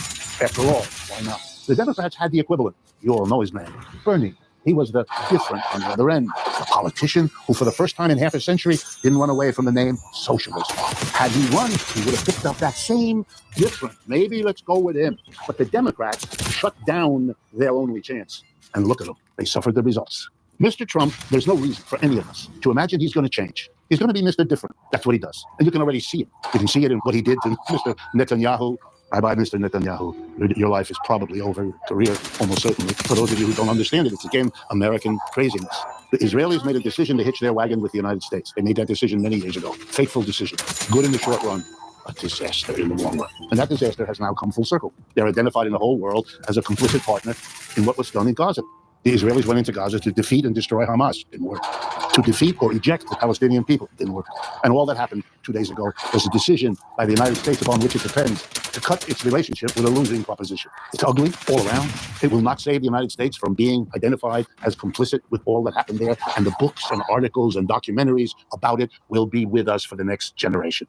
And Hamas, it will inherit the rage and the fury of 2.5 million residents of Gaza who have watched their mother, their father, their children. The young people that are coming are going to be a much greater danger to Israel than the old Hamas ever was.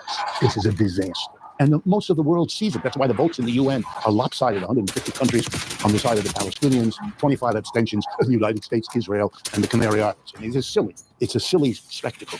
But that's another sign of a country going down. Last example, Ukraine. The problems in Ukraine begin with the dissolution of the Soviet Union back in 1989, 1990. Ukraine, a major part of what used to be the Soviet Union, particularly important in grain growing, very rich soil, so forth. A lot of finagling of the countries of the West, NATO moving eastward, threatening Russia, and all that. I won't bore you with the history. And then to stop what was happening after NATO took over in Poland and Czechoslovakia and all, Mr. Putin and the Russians, no, not Ukraine. Not the eastern part of Ukraine, which is majority Russian and Russian-speaking, Russian language, Russian culture, and so on. And the United States says, oh, good, you invaded. That's a bad thing. We can mobilize the whole world around the bad thing of a big country invading a little country. That sounds good. That was already a mistake because what was Afghanistan? A big country invading a little poor country. What was Vietnam? A big country invading the position of the United States as going to war around the principle of a big country shouldn't invade a little country sounds a little hollow coming from the United States, except, of course, here, where the denial is the governing spirit of the country. So the war. And the United States decides to go in and round up the usual Europeans to go with you. Okay, how do you fight the war? And this goes to something said before, and I want to conclude with. The United States is caught in the decline, discovering that the decline trumps everything else. And I don't mean to be clever by using the word trumps. The nuclear weapons of the United States are useless. The enormity of them, useless. Why? Because if you dared use them in Ukraine, the other side has them too, and will use them. And they've made that quite clear. So you can't, because it's self-destructive. That's out. But what do you have? Conventional warfare. But then you got another problem. The Russians are better equipped for that than you are. The Russians also have a history, in case you're not familiar with it. Napoleon thought he could defeat Russia. He couldn't. Hitler thought he could defeat Russia. He couldn't. Invading Russia has turned out to be, or fighting Russia, a really bad idea. But the United States, used to fighting such powerhouses as the poorest countries on earth, Vietnam, Afghanistan, didn't make the adjustment, so it can't fight. It realized that within months. So it came up with the great plan, the genius of Mr. Blinken or Jake Sullivan or other people who I hope whose names mean nothing to you, because they sure mean nothing historically. Here's what their great strategy was: a war of sanctions. Oh, we will get the Russians. We will, I'm not quoting President Biden, reduce the ruble to rubble. Somebody with poetic genius gave it that one. The ruble will become rubble and Russia will fall to its knees. Wonderful images right up there with Mickey and other mouses in the American consciousness. And they did. They stopped, the Europeans, if you know the story, stopped buying oil and gas from Russia, which is a major export of the Russian economy. And that would cripple Russia. It was the idea. Problem. Russia is part of the BRICS. And the Russians went to the Chinese and the Indians and said, they won't buy our oil and gas. So we need to sell the oil and gas. How about you buy our oil and gas? Done, said Mr. Modi. Done, said Xi Jinping. And thereby the American strategy went, along with everything else, into the toilet. Who is that? Why do you have it? Total failure. Russian rubles, fine. Russian economy, in case you don't know, has grown faster over the last 2 years than the American economy has, which should surprise no one. Because remember how we as a nation got out of difficult economic times known as the Great Depression? We went to war in World War II. We took half our unemployed people and put them in uniform, and we took the other half of the unemployed and gave them jobs, making them a uniform. That's how we did it. Turns out war can help solve economic problems. We should have known, because that's what we did. But we couldn't imagine it. These failures of imagination, these are the signs of economic, powerful decline. So if you really want to understand where we are, it doesn't depend on anything Mr. Trump does. That's the important thing to understand. Don't get caught up in that. Mr. Biden's influence on the economic conditions of our society are marginal. Mr. Trump's in his first presidency were marginal. Most of the things he boasted about, he couldn't do. He built a wall, along the Mexican border. More Mexicans came, not fewer. That was 100% bust. Now he's proposing, as you'll probably know, and as I heard as I was coming over here today, that ICE is going to be raiding cities across America and throwing people into Mexico. Yeah, he may do some of that. Maybe he'll do a lot of it. Who knows? He doesn't know. He talks however he feels, moment to moment, like certain jerks. We all know what difference does it make. If he actually does it, if he actually takes the 10 to 15 undocumented immigrants in the United States and puts them into Mexico, we're going to have meetings like this, only it's going to be about Mexico. Mexico lives off the remittances, the money earned by Mexican people here that they're sending back to their mother, their father, their children, back home. And that flow of money is an absolute blessing to Mexico. It doesn't have to sell anything. It doesn't have to export anything. It just gets the money shipped by its expatriates here. Imagine that suddenly gets stopped because they're not here anymore. They lost their job and they were deported back to Mexico. But it gets worse.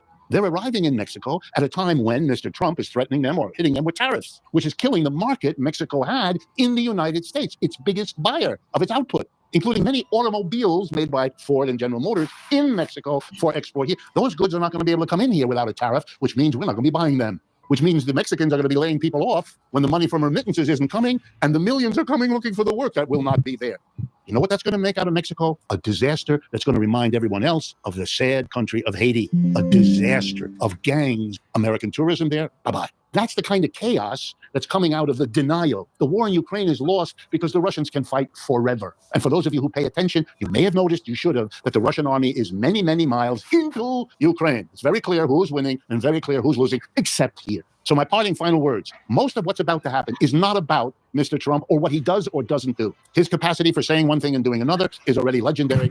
You don't need me to remind you of it. But whatever he in fact does is marginal. Most of what is going to happen to you and me is going to depend on two things. One, what the rest of the world does as it watches and navigates the decline of the American empire. Actually, more important, what Xi Jinping and Mr. Modi and Lula in Brazil and so forth and so on. This morning, I read a story in a major American financial newspaper about the International Monetary Fund saying that the United States would grow 2.7% in the year 2024 and thereby lead the world economy. I couldn't believe it. It's so gross. By the way, the number's correct. 2.7% is what the IMF has now said, but that's not leading the world economy. That's lousy. Chinese growth this year will be 5%, and the Indian growth will be 7%. The United States isn't leading anything except here in its own weird mentality.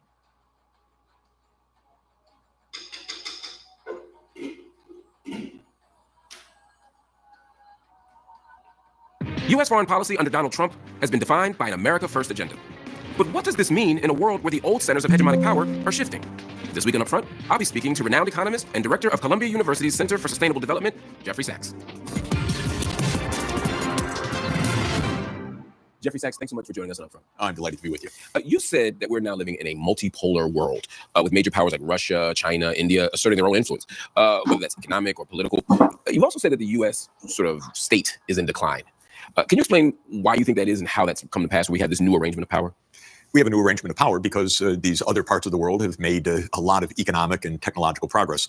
So China was a poor country 40 years ago. It is now a quite wealthy and technologically advanced country. I'd say it's at the cutting edge of many of the most important technologies.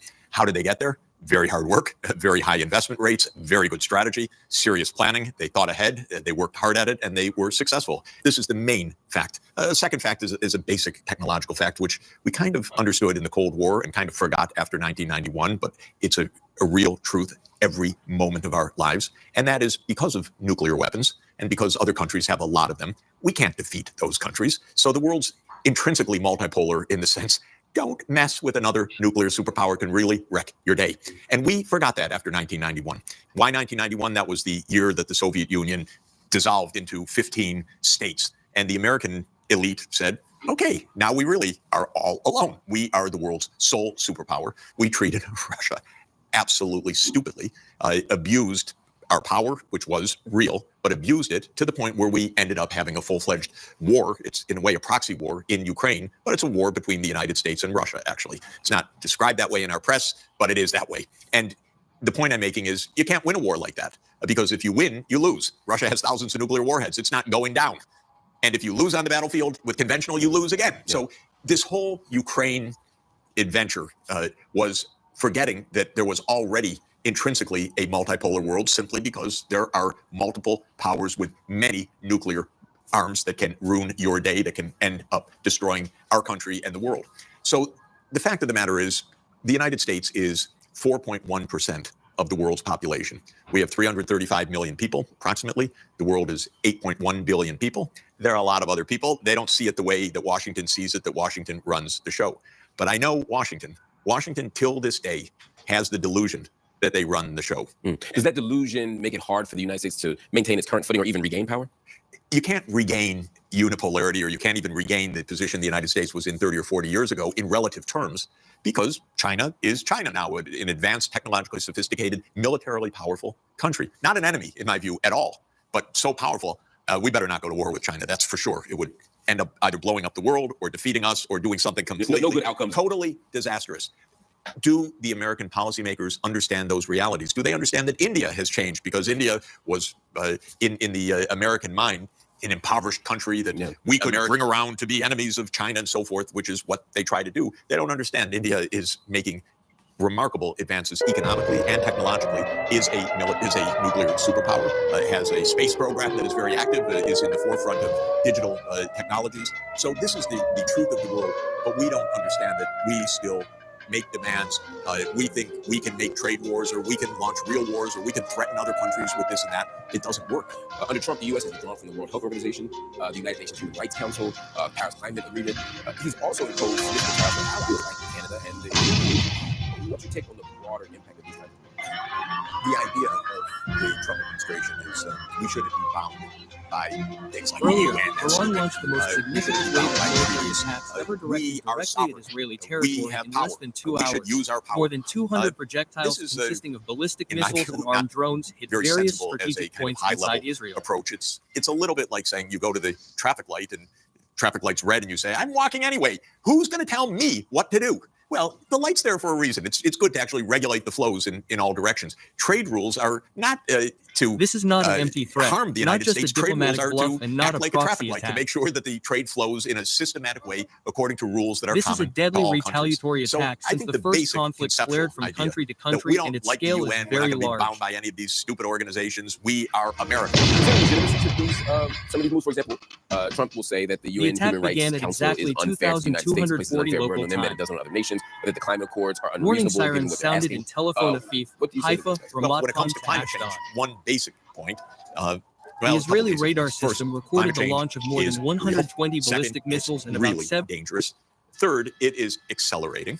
It's worse than the scientists thought it would be at this point because in the last few years, the rate of the Earth's warming has dramatically increased, and the scientists are trying to figure out what's going on. But we're reaching very dangerous levels on the planet. That's why all the forest fires, the Category 5 hurricanes, many, many terrible things are happening around the world. So that's all true. Then comes President Trump's claim that the Paris Agreement is against the United States. The Paris Agreement doesn't mention the United States, so it's not against the United States. It's an agreement of 196 countries. All the rest that we should be sitting down with Russia, with the Saudis, with Canada, with China, with India, with other big emitting countries and saying, all of us, we got a problem. What do we do? That's what we should be doing, not walking out the door.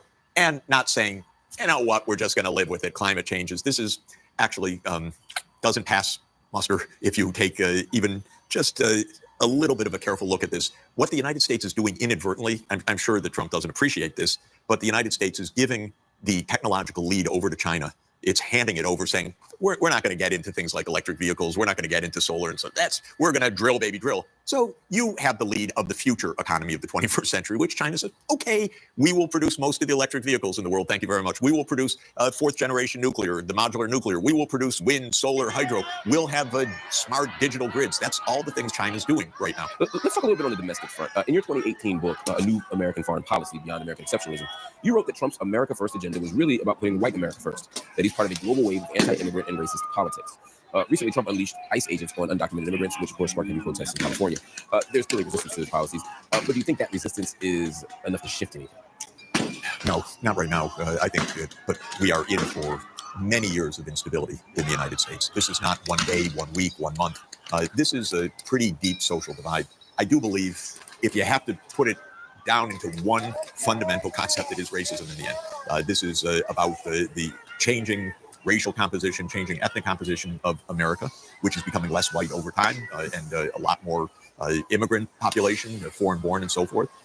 I happen to like that. I love New York City. You hear English once in a while, but you hear everything. And it is that diversity, which I think is the greatest strength of America. But that's not the view of Trump's base. And that, I believe, is probably the fundamental motive force. It would be denied, but I think it's the fundamental motive force. There is a point, by the way, that I do agree with the rhetoric, not any of the action of Trump. And I think any country should have borders that are regular and policed. I don't think a rich country like the United States can have open borders. 1 billion people would show up. That would not be manageable. That would not be right. It would not work. And so I don't think that the alternative is to say, no, we don't have any borders. I think what is awful about the way things are done is the cruelty of it. And part of the game of this administration is cruelty. They're trying to shock and awe. They're trying to scare the hell out of people. And they are, by the way, scaring the hell out of people. They are arresting my students. I don't like that, of course. I mean, nobody can like that. And it is to instill the fear factor. That does not make America great. That is really sad. And it's not a superficial thing, and it's not something that's going to go away in a short period of time. You've spoken often about integrating African countries more deeply into the global economy, and you've advocated for the African Union to lead the continent's development through really greater global integration. Given how entrenched global power structures are, how does that become a reality? How does it go from vision to reality? So, great question, and I will predict absolutely that the next decades will be very positive decades for Africa. Really? I'm very optimistic, actually, because I think the new technologies will allow for a lot of leapfrogging, a lot of economic development. I think Africa countries have a lot of work to do to make that happen, but I think What kind of work needs to happen? the main thing, absolutely, get every kid in school, get them a digital device, get them good online materials for education, train the young people of Africa. This is number 1, 2, 3, 4, and 5 of economic development. And it raises some issues because very poor countries don't have the means at hand to get all their kids in school. And so they literally cannot fund that by themselves. So I'm trying to work on financing models, ways that we can do it. Basic idea, quite simple. Borrow today, but on very long-term, low interest. Oh, that makes me nervous, Jeff. No, but I'm going to tell you why. Because the next generation is going to be a lot richer if they get that education. The returns to education are extremely high. They're about 20% rate of return of putting a kid from, say, kindergarten up to, if you do tertiary, if you do 2-year or 4-year post high school, you got about a 20% compound return. If you borrow at 2 or 3% real interest rates, and you do that for 40 years, where's the money come from to repay the loan? A wealthy economy. That sounds great. I love the model. I think what I'm concerned with is that history demonstrates a different kind of outcome. I think about countries like China, for example, that have invested billions into African infrastructure, ostensibly to produce growth and development in the country. It seems like It's working. Yeah, but look at places like Zambia. It's working, but I'll tell you what mistake they make, and I tell them all the time, by the way, which is that they gave Zambia an 8-year loan or I was a going to say, 10-year they loan. spend so much money on debt repayment. Yes. That they have to cut social services, healthcare, all this stuff to pay the debt. Completely correct. But that's not the history of Africa. Yeah, but the mistake is, and it's China's mistake also, it's not a malevolent mistake, it's not a trap, it is a mistake. You cannot finance development on a 10-year loan. Development is a 4-year process. It's not a 10-year process.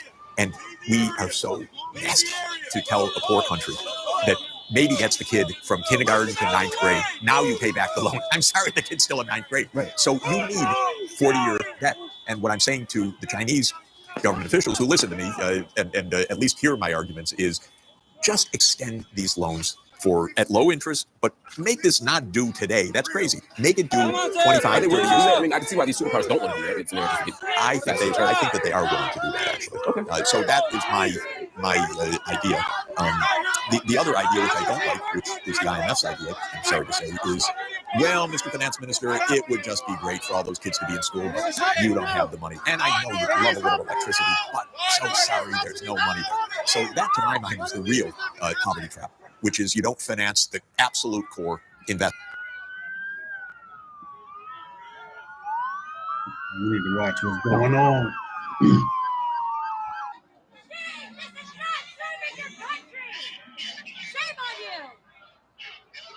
Get home safe, guys. Come on. Let's get home safe. Come on. Hey, we don't want nobody to get hurt. Come on. We don't want nobody to get hurt. Come on. Please.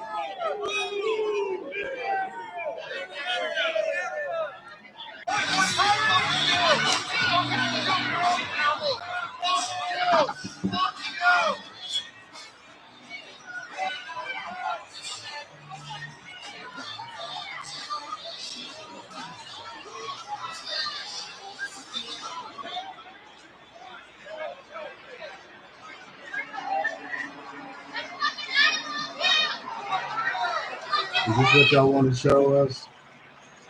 This is what y'all want to show? This is what y'all want to do? What are you out there for? Who are you a trooper for?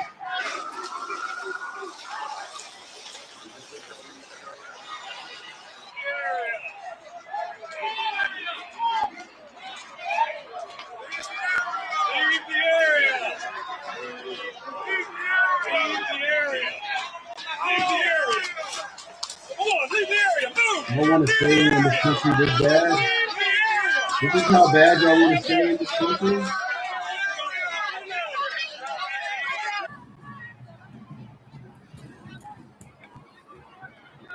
This is how bad y'all want to stay here. I wouldn't want to stay nowhere that you could.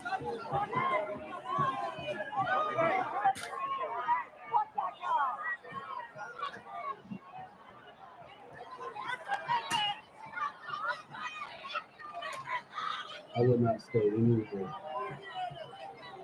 that doesn't work.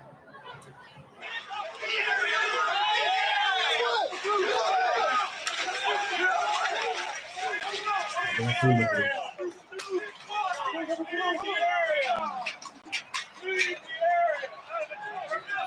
So be safe. Be safe out there. Don't get into no stupid trouble. It's not worth it.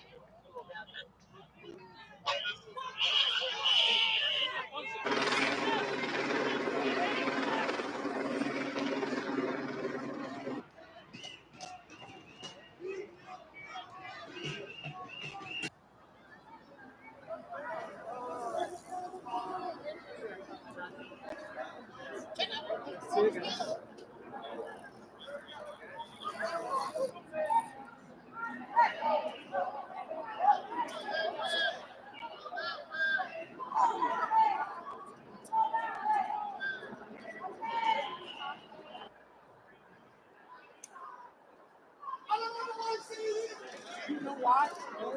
Hey, you got the hole! I know you question. Do not run away from the question. I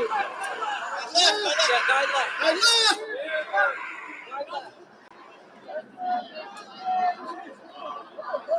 Peaceful protest.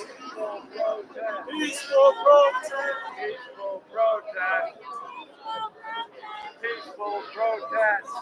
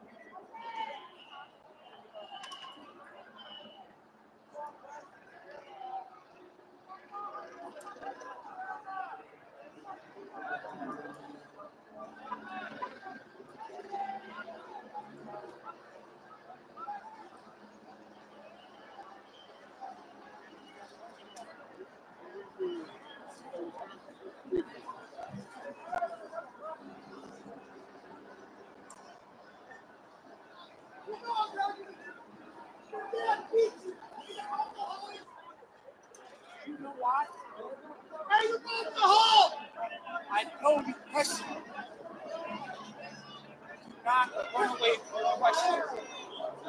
Your instincts. You have human instincts inside of you, and they're all fucked up right now because they're doing stuff that you don't exactly align with. And you don't know why you're here. You don't know how you got here. You're doing the right thing.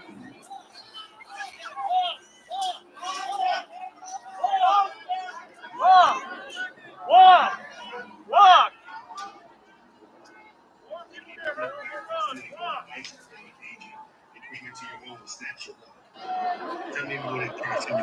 Peaceful protest. Peaceful protest. Peaceful protest. Peaceful protest.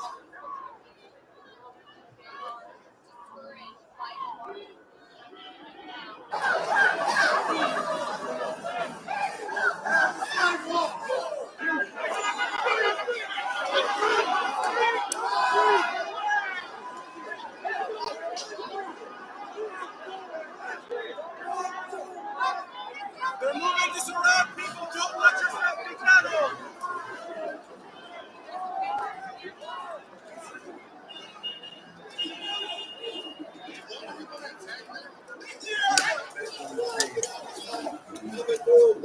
Let it go!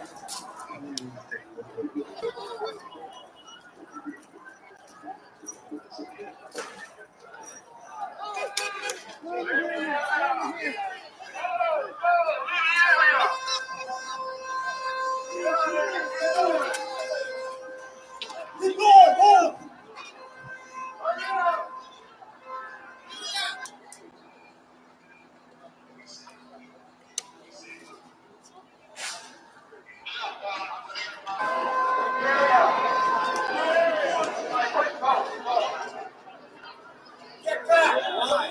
Yes. Why?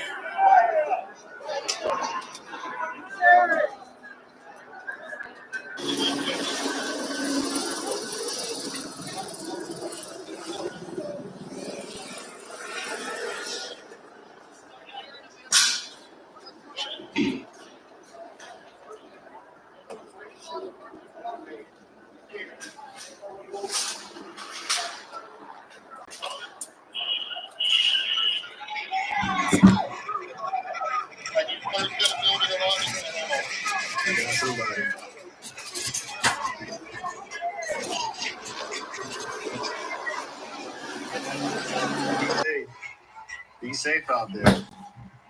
Don't get into no stupid trouble. It's not worth it.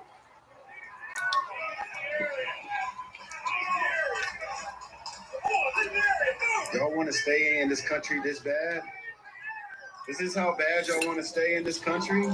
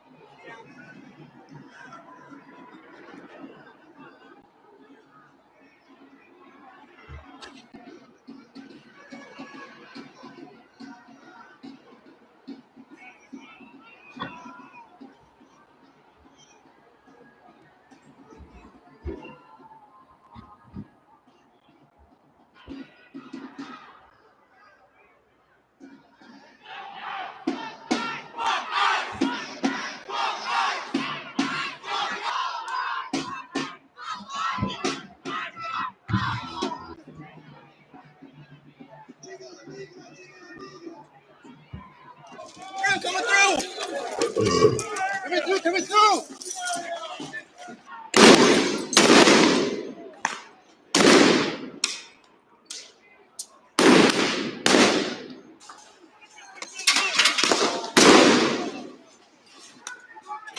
Jamaica, in a national referendum, would turn down the opportunity to become citizens of Miami, citizens of Atlanta, citizens of New York. You think they're going to stop for a moment? Listen to this.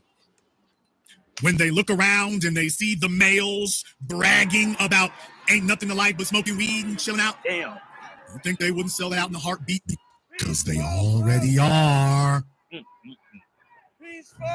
Oh, yeah, I'm just saying, why don't we just go ahead and bring it on out in the open? Let's just quit playing behind the scenes. He sound Let's like just go ahead and bring it on out in the open. Damn, he sound like Tariq Nasheed. You sure this might be? You sure this may be an AI? It may be Tariq's voice. I don't know, man. This is kind of weird, ain't it? You know they would flip that switch without batting an eye.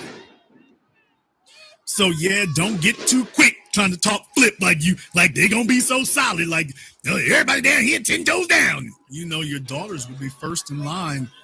Your children. Pause this. I'm gonna say this to you. I'm gonna be real with you. This is just my crazy Gemini. I think that's Tariq. That's why you don't see him. In some kind of way, he figured out how to create another page, Black Authority. I swear, this is just me. It sounds too much. You know, you have professionals that do voices, right? Like you can hear a voice or handwriting specialist. Just listen to this. Maybe I'm wrong. I mean, what it sound like to you, Dre, Jarrell? How it sound? It sound like Tariq doing it. No. Yeah, I mean, Go ahead, sir. the speech pattern and everything is similar. It's similar, right? Ain't that crazy? It's similar to Tariq Nasheed, but it may be him. It may be Tariq. I'm just throwing it out there. I suspected that for a minute, but Somebody said it's not. If it's not Tariq, then how you know? You know something I don't know? Come on the feed for a minute. Come on the feed for a minute and educate us real quick. Come on. You only get one shot. I keep trying to tell y'all with these fake pages.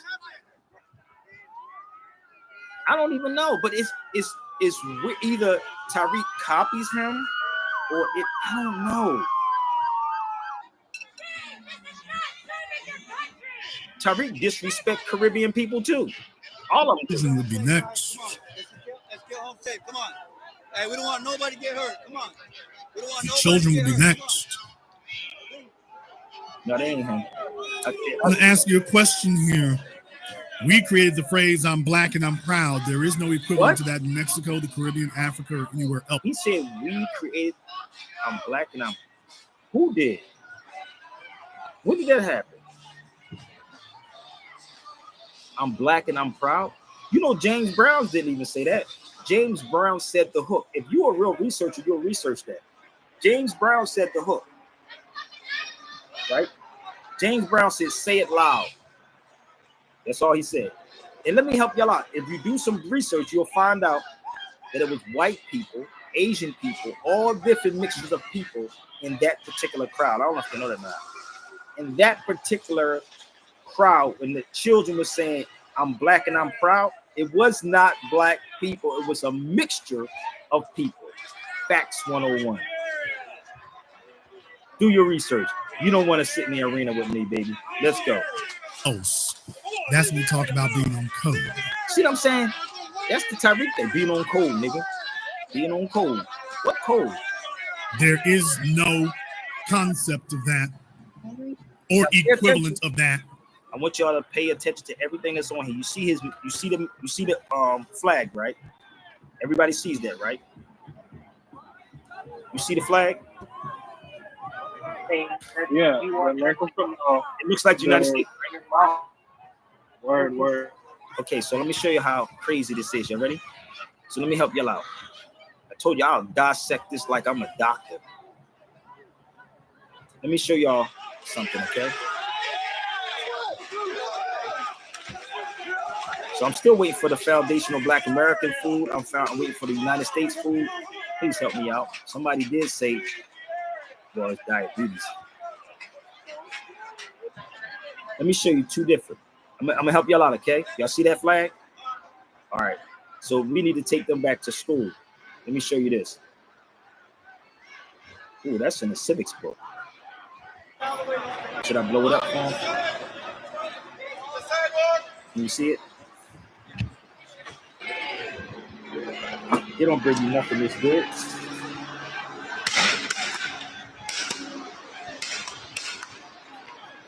All right, you see what this says? Spanish. Really? Really? Louisiana Purchase. Oh, that was 1803. How far the foundational Black American or Black Authority going? How far back they going? Now, let me show you what book this is. This is, see, they don't show you this. This is a civics book, an 8th grade book. Hold up. So, yeah, right? But they don't show you this kind of stuff. Hold up. It's a lot inside here too. Oh, let me give you another one. Give me 1 second. Let me give you another one, okay? Let me give you another one. You better hurry up because I ain't gonna be on all night long. I gotta put my daughter in the shower, B. I'm gonna be on in a minute. Make sure you hit that super. I mean, I don't have super chat. Zelle, PayPal, and Chime too. This is down San Diego. Look at another one. Spanish Louisiana. These are all maps, bro. These are maps. Those are maps, right? Okay. Those are maps. No black foundational. No black is it's a modern day term. It's spelled BLEAC. BLEAC. This is another map. I'm going to show you where I was at. Okay.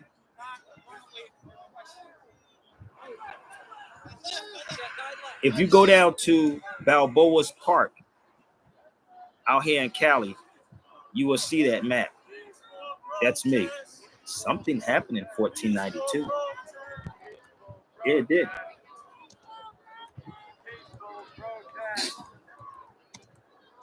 But they said it's not part of it. Really? Let's see if we can find something on that. Give me 1 second.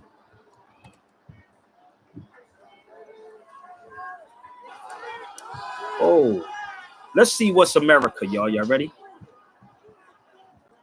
I got a whole map book. I have a map book. The first map was done by a Muslim.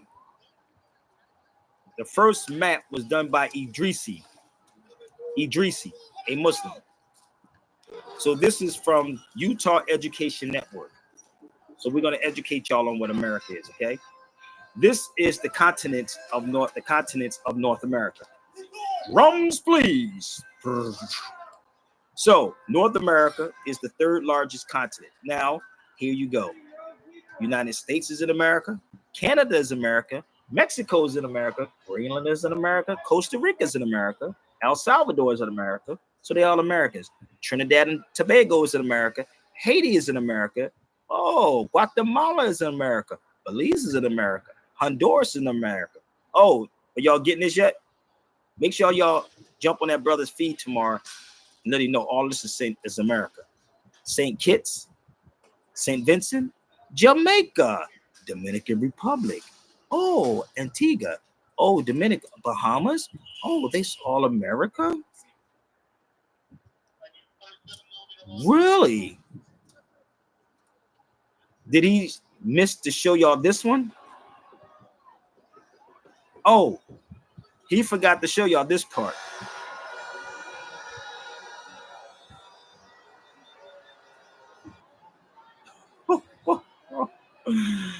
So when y'all go to the Black Authorities video tomorrow, just mention my name. That's all you got to do. If you want him to lose his audience, just mention Sabir Bey's name. So this is America, people. So Jamaica is part of America. That part. Hold on, we go have some fun. Let's go to one of the lesson books. I tell everybody y'all should get our lesson books too. These books are over 25 years old, so we're gonna help them out. This is one of our lesson books. So Abdullah did this, 25 years ago. See, they don't show y'all these things. So they have to pimp the hell out of every last one of y'all on these feeds. And y'all give them all y'all damn money. For what? And I heard they said one Trinidadian was talking about, I'm upset to be a Trinidadian. You should be upset to be a goddamn black man. That's what you should be upset about. So let's show them this. America, an Aboriginal or one of the various copper-colored natives found on the American continent, not country, continent by the Europeans. The original application of the name. If you got something to say, I told y'all to come on the feed. If you have some receipts, come to the cipher, baby. If you don't, okay, then if you don't care less about the Caribbean, why are you here? Fake page. Why are you here? So this America's a continent, not a country. Is everybody all right? All right. I'm going to walk you down a little bit more history. Okay. Let me know when you get the kahunas and come on the feed. But you come to this feed, you better come with some receipts, B. You better come with some receipts. Hold up. It's a continent, right? So let me show you in Chicago. Y'all ready? Here's Chicago, Chi-Town, baby. This called the Plaza of the Americas. This is on Michigan Avenue. I know they probably go there to shop, but this is on Michigan Avenue in Chi-Town. It's called the Plaza of the Americas. How much more I have to show them, Brother Drake? Hey, Zabir, when you were out there, did you see the FBA flag? Nigga, no. Nigga, I ain't see no FBA foundational dead American flag out there, homie. Please, I told y'all could set it up today or tomorrow with the foundational Black Americans, the Black Authority dudes. I bet you they won't come. I bet you they just make videos and say stuff about me because I could give a damn. I could care less. There's no black people. Now you can say Moors, then we can rock out. So how many things that I've shown y'all? How many documents I showed y'all since? They all make connections, right? and I be in these places.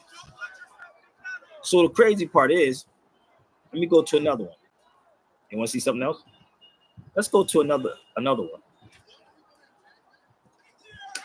Facts on top of facts. Now, if you want to try to disprove me, that's all you got to do is make it happen, Captain. Most so-called Black Americans are not black, but different shades of brown. So I need to know, how are they using this thing? How are they using the term black? You're not black. You're not black people. So y'all can take a picture of that. It lasts a little longer.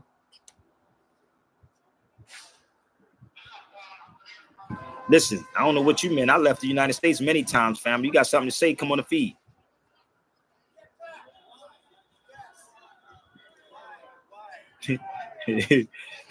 So I left many times. You can check my resume, homie. They are scared to leave. So let me help y'all out. Y'all ready? This is elementary, baby. Elementary like a mug. Let's go.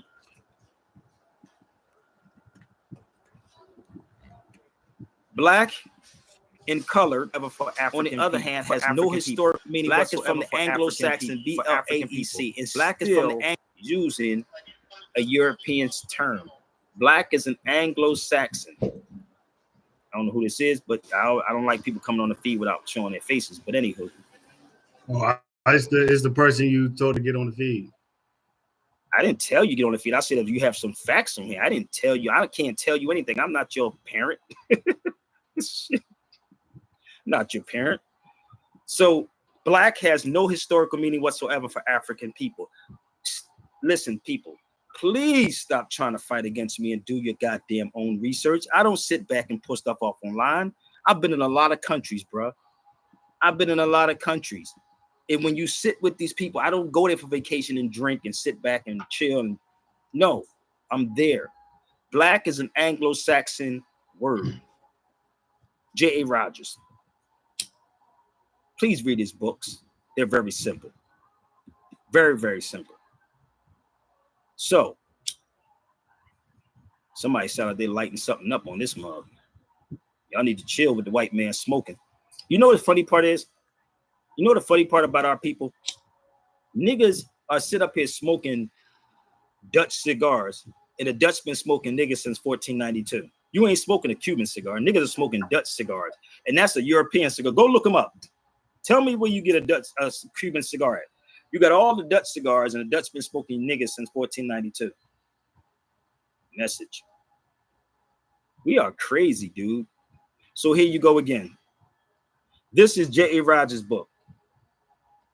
So all you got to do is pick it up. That's why the brother blocked the brother. He donated to him. He donated and he blocked him. He said he brought up J.A. Rogers and he brought up Sabir's name. What? They think I just walked into this 5 to 10 to 15 years ago? No, I've been doing this for a long time. Okay? So give me 1 second. I'm trying to find my J.A. Rogers book. I don't feel like pulling it out. But y'all should pick up some of J.A. Rogers' work. So before 1500, we was called Moors or Ethiopians, period. Period. Black is a modern day term, which is BLEAC. This nigga done made a fake page talking about Sophia Stewart. These niggas are retarded, dude. Look at that nigga retarded. What Sophia Stewart got to do with this conversation? That nigga emailed me that same thing. This is what I mean. Dudes are not dudes. They're not men. Why would you email me about another woman? He must have been an ex-crackhead. I used to sell crack, nigga. I ain't nothing shaming me. He might have been one of the ones. So, do that. You sold crack? You can't judge my ass. Go ahead. What'd you say? You sold crack to black people, to Moors? Brother, let me tell you something, homie. I don't know how old you think I am, but I did that in my mid-20s. But I went back home, brother, from a teenager because I was a teen parent. And you can't ever use it over my head. Niggas are pimps. Niggas are grown-ass men beating women up. You probably beat your woman up and call her a bitch. Now, if you took a lie detector test, you think you can pass it? If you never called a woman a bitch? I bet you I'll pass it. I don't have to lie about that. I call women bitches all the time. There you go then. You see what I'm saying? See how crazy. So what makes it different? This is the crazy part about people. The reason why I have a daughter and I have sisters, I would never call a woman a bitch. Never did. Never even put my hands on her. And this is the difference between boys and men. So trying to judge me or what I did, nigga, I did shootings. I did all kinds of crazy shit. And I paid the price for all of that. Everything that I have ever done, brother, I paid. Would you draw the line at calling a woman a bitch? I don't call no woman a bitch, period. Why? I call a nigga a bitch. So if a woman slice your tires out and who cares? Sugar in your tank, get new tires, brother. Get new tires. You won't call her a bitch after that? Never. Never did. So this is the problem with you. See, I'm gonna help you out because you this is the therapy. See, this is a woman that you picked. It's something that you wanted, and it's something that you did in your life. You attract what you want. I didn't say anything about that. This is hypothetical. Hey, I just said you asked me. This never happened to me. Hey, you talking about, but why would you bring it up? It didn't happen to you then. Because if someone did that to you, they would be either an asshole or a bitch. No, they wouldn't. Let me tell you something, brother. Let me tell you something. Let me help you out because I think you're new to my channel. I lost my son in 2020. I've been shot multiple times. I still don't have hate in my body for nobody. My son was shot by my own people, 2 young boys, 17 years old. Shot him 10 times. I was shot in Philadelphia multiple times. You know why? Because the thing is that I know our people are sick. We sick. We need help. And you would think I would hate my people. Nah, I don't hate my people. I excuse them because I know they got a mental problem. But I would never call a woman a bitch. I never did. So the person who shot you wasn't a bitch? No, I call a nigga a bitch. I call him a punk like I call most.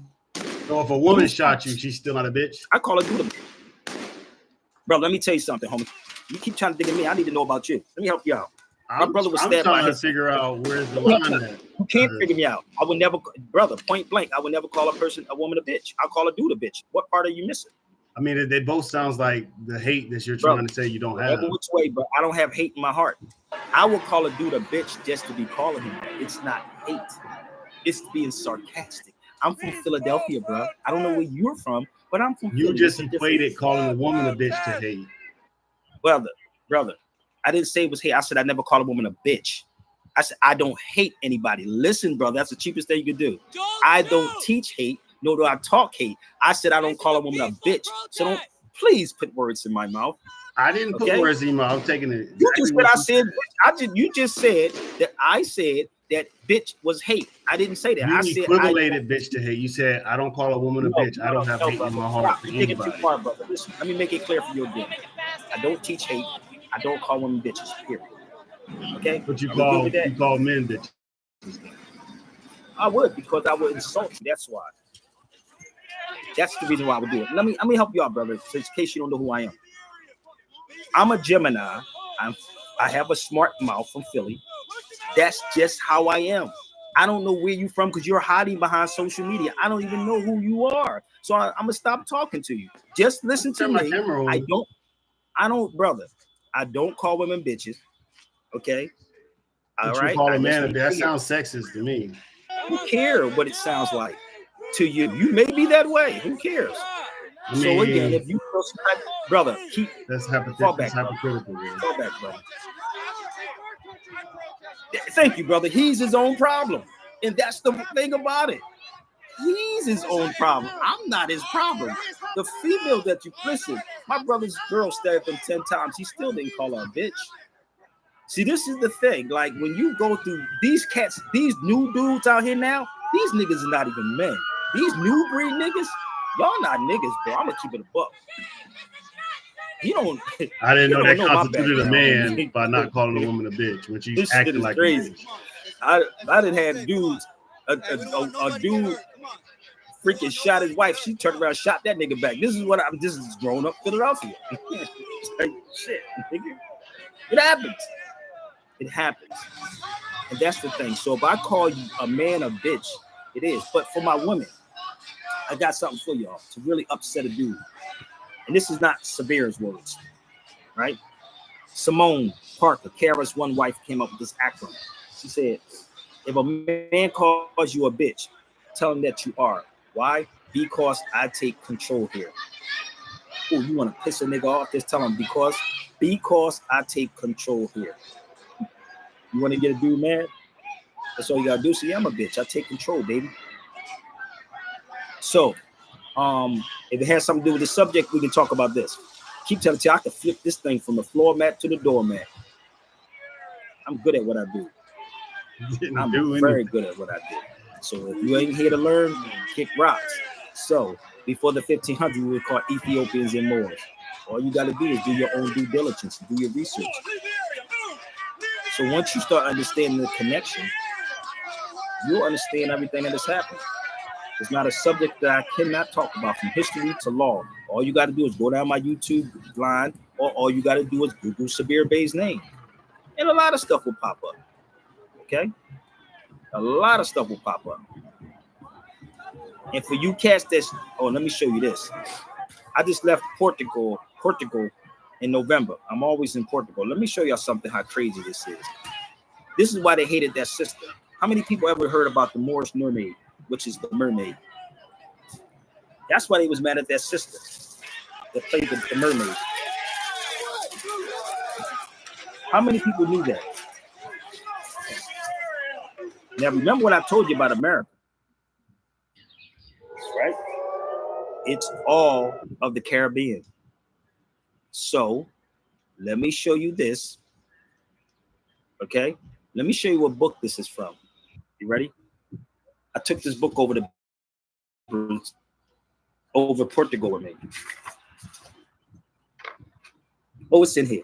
And they told me that they learned this in school.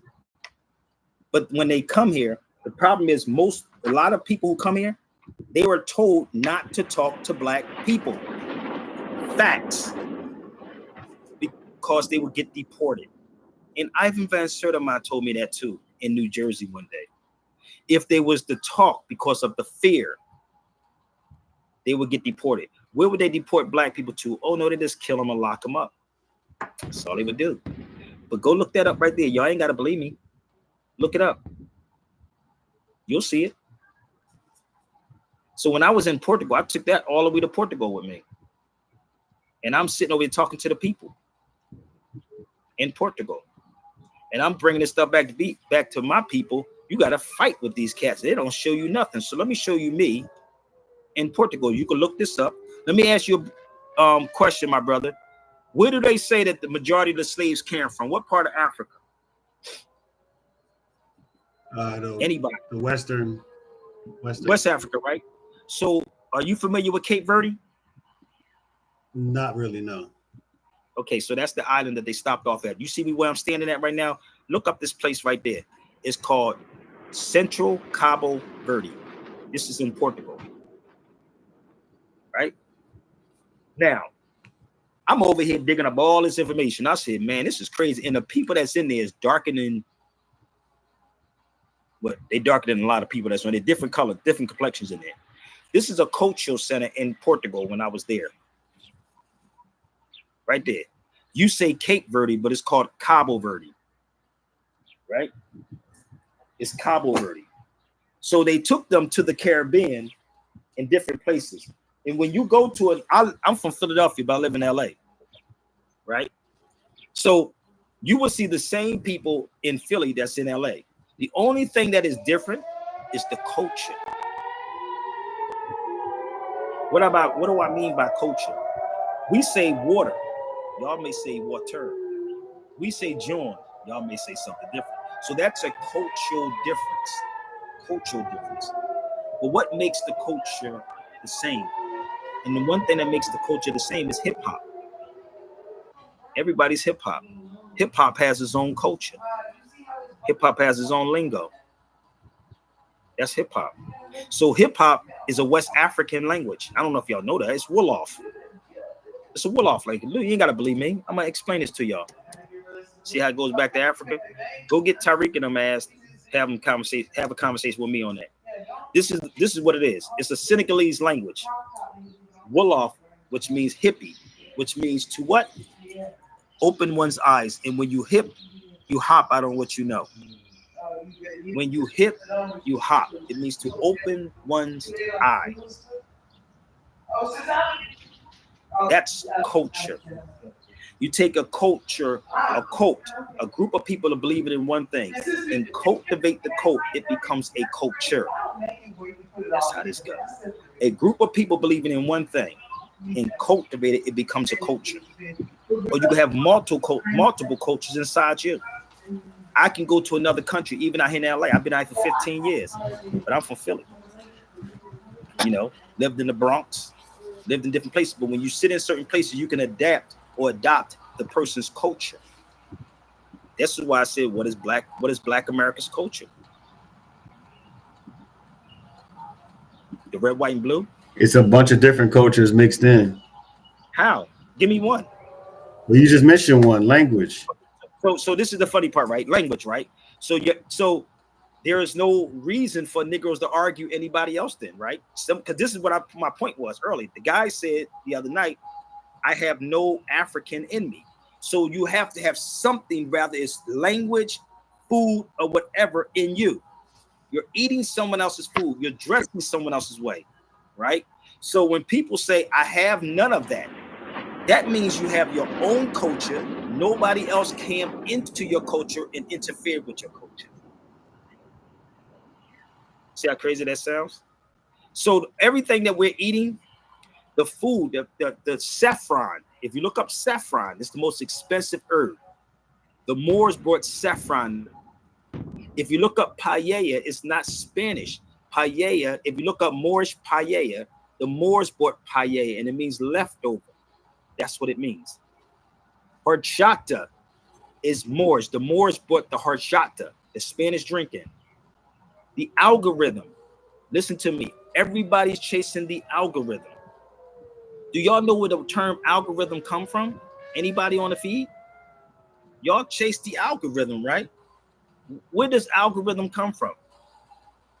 I'm going to get rid of you, brother. So I'm not you, man. I'm talking to this guy in my box. I keep typing, but I keep telling him to come on the feed. The algorithm. Where y'all think it come from? It has to come somewhere. Y'all chase it. Because they were the creators of math. This right here. This is the guy right here. This is one of my books I did on him. I did a book on him. It was him. Look him up. Muslim. So everybody's on social media chasing the algorithms, but not knowing the history of the algorithm. Please look him up and make me out of a liar. And if y'all want this book, you can email me. I can send it to you. So when you travel the world, you start seeing things for what it is. You be like, oh, it's like that whole wait a minute moment. You mean to tell me y'all don't know this? Oh, wait a minute. Really? Go look him up, brother, and make me out of a liar. Watch what you say. So these people know, and all these Europeans study it. They study all these things. I've seen so many Europeans in Spain, brother. It was crazy, like how they would go sit. The oldest university in the world is by a Muslim sister named Fatima. Fatima Feta. I was there too. But I'm sitting here watching this craziness while we separating our people. Saying, no, I'm not this. Well, I'm not that either. And these are my books, brother, I had over in Portugal with me. I have like 10 books that I travel with. Our history also makes up our culture too. What we went through, people went through in this country. But they had to erase it. They had to erase your history. The people were Moors, brother, and they know that. This is why you don't hear your scholars talking about us being Moors. That's the Spanish Moors. Talk to any Spanish person. And if you know the history behind that right there, if you know that history, bro, I'm gonna keep it real with you. It would really make you want to hurt somebody. I'm gonna keep it a buck with you. Because these people had to be, a lot of Moors had to be baptized. You couldn't practice Islam privately. You couldn't do a lot of things you couldn't do. And I tell a lot of people to get this book called Africa versus America. It's a Spanish version, but I have the English version. This is it right here. When you get this book, brother, believe me, this book explains so much. It's only 279 pages, right? Online, you can't even get it now, but somebody told me they seen it. It had 500-something pages, which it wasn't original. But it explains how Gray got it. I mean, a couple of people got it. But if you read this, bro, and you find out what they did to the people, if you tried to practice your culture, bro, oh my God, it's insane, homie. And this lady found records in her house over Spain. I went all over Spain trying to find the book in Spanish. Was willing to pay. I was willing to pay for what, $3 $200-300 for it. This is how serious it was. But look, she speaks about all of these things, and she found documents in her parents' basement. She's an heiress. All this, yeah. I was gonna say, the brother, if you're thinking out of more, read the books of this telling you about, like, he's talking. Yeah, all you gotta do is read the books I'm telling you. The diasporas or the Morisco, that one, it's like, you'll get it. Trust me. And this is why I said I could sit back and show all of this. This is the book right here. This is what it would look like. This is the English version of it. This is the English. Right? This is only 200-something pages. It's insane, bro. And honestly, when you really see these things, you hear the nonsense that these cats is talking, man, bro. That's why, and I don't be trying to be smart, but I'll be ready to kill these dudes with this information, bro.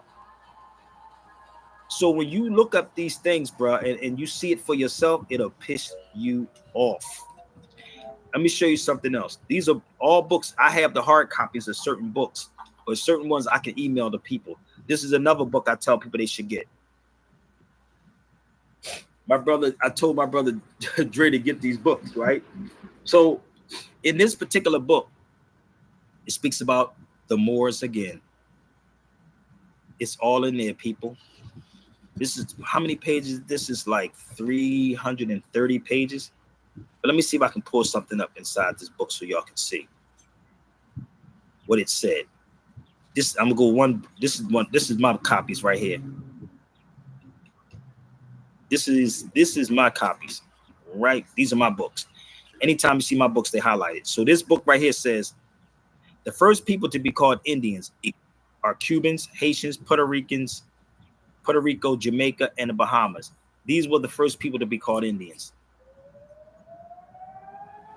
That's what they was. So when you research this, bruh, it'll open up. He made another page. He's scared to come on the feed. He just made another page, bruh, because I blocked him. And so that, I'm going to show you the book that is in. And give me 1 second. It's in this book right here. All these books that I'm sharing with you right now, you can get them. This is 328 pages. It's in here.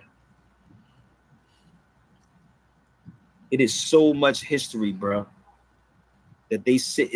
And it says, what is 1967, 68? They was taking this book out, wasn't they? Right? So how are you going to argue with these facts? They know who you are. They can't tell you who you are. Facts. And if you don't believe they know who you are, look up the former Prime Minister of Canada, Justin Trudeau. Google Justin Trudeau in blackface and see who he's dressed like. Really? I didn't even know that. Yeah, man. Morse garb all up, straight blackface. Really? Yeah. Oh, I didn't even know that. So let me show you something else. I got so many books, brother, that here, these articles, these are news articles. You want to see something crazy? These are news articles talking about the Moors once again. This right here, this one is from Atlanta, 1888. It speaks about the Black Moors in here. This one is in 1930. Why would these in Indiana? Why would they be over here talking about it? Entirely upon the Black Moors from Africa. So why would they have these articles in the United States talking about the Moors? They're talking about you. Europeans don't have no history, fam. They don't have none. They stole everything from you. Here's some more articles. You want to see some more news articles? Oh, I got a whole lot for y'all. Let me show you some more. Langston Hughes. His stuff is in Yale. This is Langston Hughes' article. I found the original one when I went to Spain. Langston Hughes says right here, the pink. Hughes find Moors being used as pawns in Spain. And this is in 1937. This is the oldest Afro-American newspaper. Oldest. And on this one, it says, in 1938, will Spain once more fall before the same Moorish tribes will conquer her in 1711? Take a picture lasts longer. They know these conscious cats are pimping y'all. Period. They don't show this. They put stuff up online. You know what, Dr. Ben? You know who Dr. Ben is, bro? Let me see if I can pull up Dr. Ben. Let's see if we can pull up Dr. Ben. A great stuff.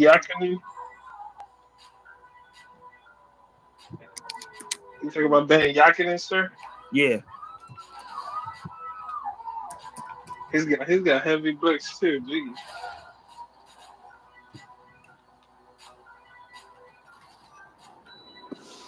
Great Dr. Ben. Hold up.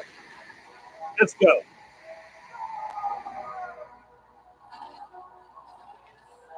Suffer too then. What else you got there?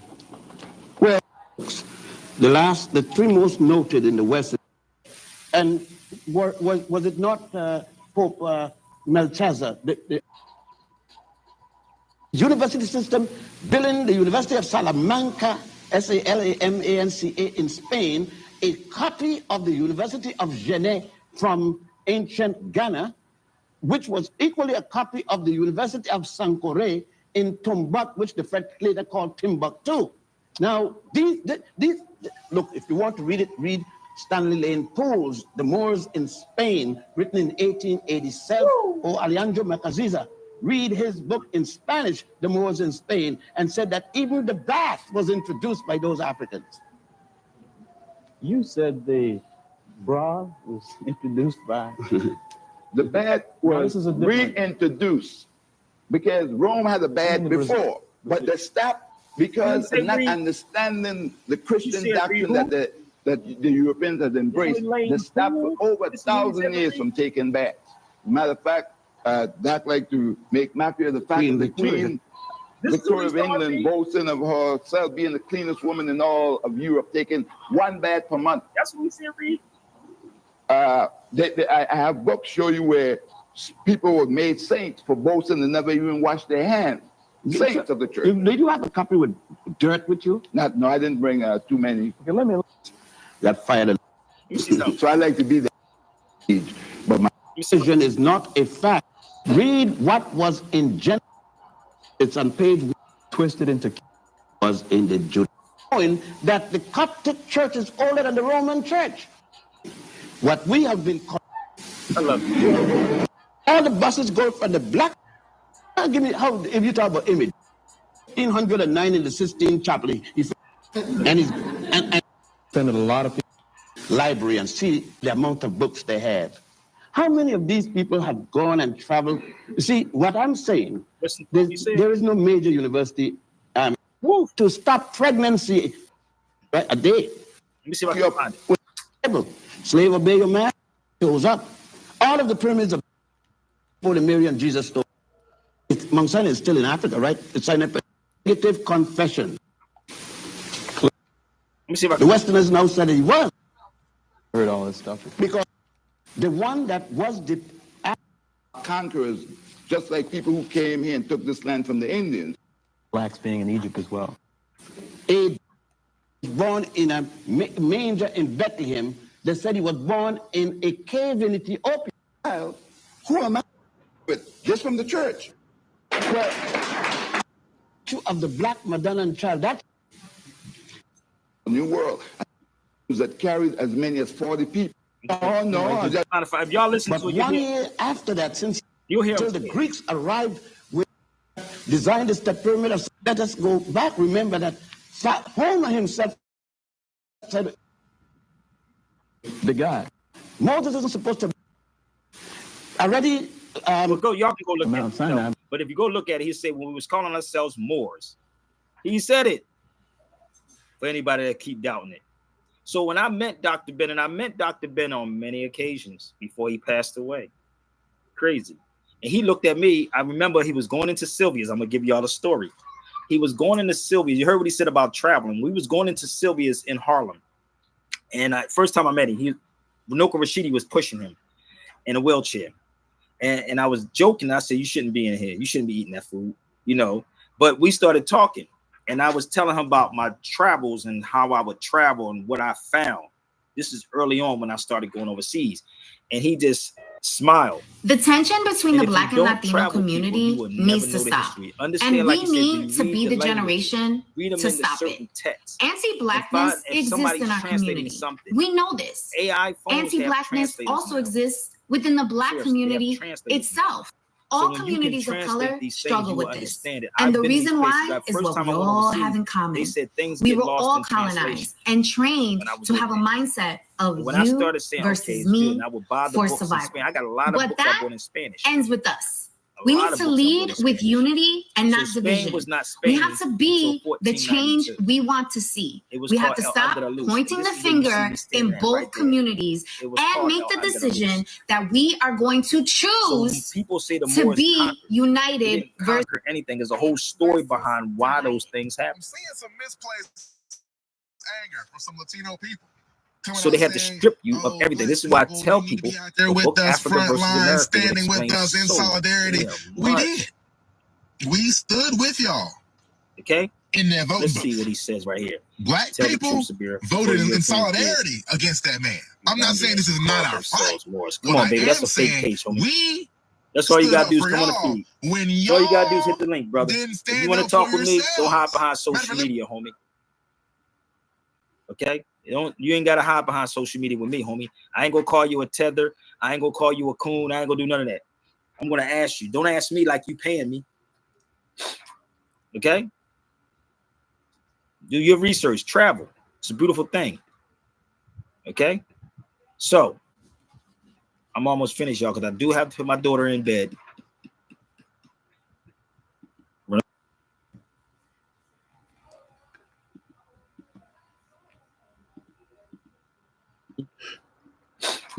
Okay? Do your research. Travel. It's a beautiful thing.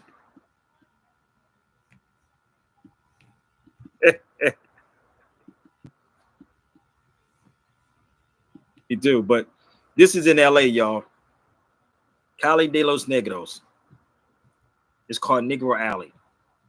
Let me show you something right quick. This is from American Society, Council of Americas, who got their data from the Associated Press, as you can see right here. 42%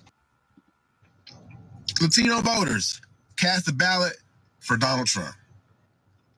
Y'all are house divided. Now, to compare, 81% of Black folks voted for Kamala Harris, actively voted against this, what's happening right now. So I'm not saying don't be upset, but maybe direct it towards your own kinfolk, your own skin folk first, because we stood with y'all in that booth. Hello guys, and welcome to the Joy Report. In today's video, we're going to talk about Black Americans calling out Latinos as ICE raids and mass deportation spark protests in LA. LA is on fire with protests, and this time it's about ICE raids and mass deportation sweeping through Latino neighborhoods like a storm. And while the Latino community is taking to the streets, begging for truth, humility, and a real commitment to unity. I want to hear one word came out of y'all. They're going panic mode. Ideologies, either your ass is pro-black or you conform to white supremacy. Native Americans and Black Aboriginals giving Andrew Jackson and the boys hell for 8 years straight. And we ain't asked that nigga for help. How about Jim Crow? Last time I checked, y'all didn't ride for Emmett Till. What about redlining? What about the fight for reparation? And we not finna sit here and start acting like y'all fuck with niggas for real. And this goes for you legals, illegals, Mexicans, Caribbeans. The only reason white people let y'all in this country legally, for the legal ones, is because they knew you would conform to white supremacy as an economic refugee.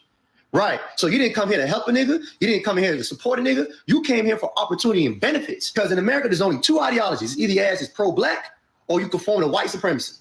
And you niggas been conforming to white supremacy. So a nigga don't feel sorry for you no kind of way. I've been seeing a lot of Latinos and Hispanics videos popping up. And they're in tears. They're fearful. They're in panic mode. And it's sad to see. And it's even sadder when, you know, they voted this in upon themselves. And now they're reaping the repercussions. And now they're coming out crying and pleading. And there's nothing anybody can do right now. He's even boosted this thing up because they weren't picking up enough people. So now he's just telling them to pick up any and everybody. If you notice, they're not going to bad areas of towns or bad areas of cities and going into the gang-infested communities. They're not going to those communities. They're not going looking, hanging out on the corners or hanging around certain establishments or whatever. No, they're going to workplaces. They're going to courts. They're going to communities where families are there. They're going to graduations. Yeah, they went to elementary school graduation and started trying to pick up the parents of the kids who graduated. They were saying the parents had to run and leave their kids because they had to flee. So now, because they haven't deported as many people as Biden did legally, now they want to ramp up, and they're telling them just pick up anybody. And now you guys are up. Excuse my French. I'm not going to even say it. Y'all up the creek without a paddle. And there's nothing anybody can do because he has a stick up his butt about this particular topic. And because y'all gave him the ammo, he's blowing y'all away. Y'all were begged not to vote for this man. You were pleaded with to do not put this man in office. You were reasoned with, you were educated as to why. We didn't just say don't do it. We were telling you the reasons not to do it. But you didn't want to hear that from us. Y'all didn't want to hear one word came out of y'all mouth. You were so arrogant on this social media. He got in office, Kamala Harris did. Now look, LA is almost on fire because y'all voted for this. They're terrorizing your communities now because y'all voted for this. Everything I say they're doing now, I can finish with because y'all voted for this. For years, Black folks have been the moral compass of America's political soul. From civil rights to voting rights, from marching in Selma to kneeling on football fields, Black folks have always put it on the line, not just for themselves, but for the marginalized, the voiceless, and the ignored. And yet, when it's time for unity at the ballot box, many Latino voters turned their backs. They bought into the promises, the fear tactics, and the anti-Black rhetoric, and the illusion that the tea was only coming for the illegals. But now that ICE vans are pulling up on every block in LA, now it's Black and brown unity. Now it's we're in this together. But where was that energy in 2024? See, a lot of Black people are tired, not because they want to see Latinos suffer, but because they've seen this playbook before. Black folks tried to warn everyone. DT ran on division. He ran on hate. He made it clear that no one was safe. Not immigrants, not Muslims, not even veterans. But while Black communities organized, mobilized, and voted to stop that wave, a large chunk of Latino voters chose to ignore the warnings. Some even embraced the same anti-Black narratives used to keep communities divided. They said, we're not like them, hoping proximity to whiteness would shield them. But it never works like that. Now ICE is dragging people out of their homes. Kids are being separated from their parents. Small businesses are being emptied out because workers are too scared to show up. Families are disappearing overnight. And suddenly it's a crisis. Suddenly it's an emergency. Suddenly it's we need everyone to stand with us. But the same folks who are now pleading for help were silent or worse, complicit when the tea was gaining power of the backs of other marginalized communities. Why are Black people saying this is not our fight making you upset? I've seen video after video from Latino creators or Latino people coming online pleading to Black people to put our bodies at the forefront of this against illegal ICE raids, against deportation, against roundups, against undocumented people being rounded up and families being disjointed. But there's several reasons as to why you should not be shocked that Black people are sitting this one out. You guys all remember that this is a subset of your community last year.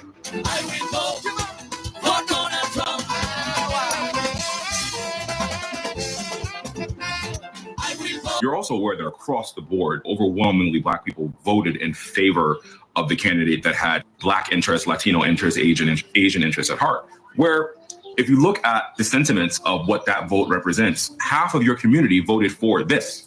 Half of your community said F you to Black people. Half of your community said, we don't care about you. Half of your community said you wanted to be white aligning and white adjacent. Mm-hmm. And now you're being reminded of the fact that you're not. We have to have the ability to hold multiple truths when we speak to each other as communities. The truth is that Latinos are not in a monolith. It's just an all-encompassing umbrella that they put you under. And that, yes, the majority of the people that voted for Donald Trump and were doing that were Cuban and were other people in different parts of the country, and undocumented people in Mexico, in California are being impacted by that. That is true. But what's also true is that there is a history of Black people fighting and being at the forefront of civil rights in this country since the inception of civil rights in this country. And it's always been pushback and non-solidarity from multiple communities who are voting and always going against Black people. So this particular time when Black women especially really came out in droves and really fought for it with our votes, and you guys didn't do it, your community didn't do it. It's like, why would I fight now? Why would I fight now? So I just need you, like, if you're going to come online and make pleas and ploys to Black people, because I've seen so many videos, start by acknowledging the fact that your community has colorism, anti-Blackness, and voted against your own best self-interest. Start with that. Don't come in here and ask Black people just to put our bodies at the forefront of the line, because we've been doing that for a century.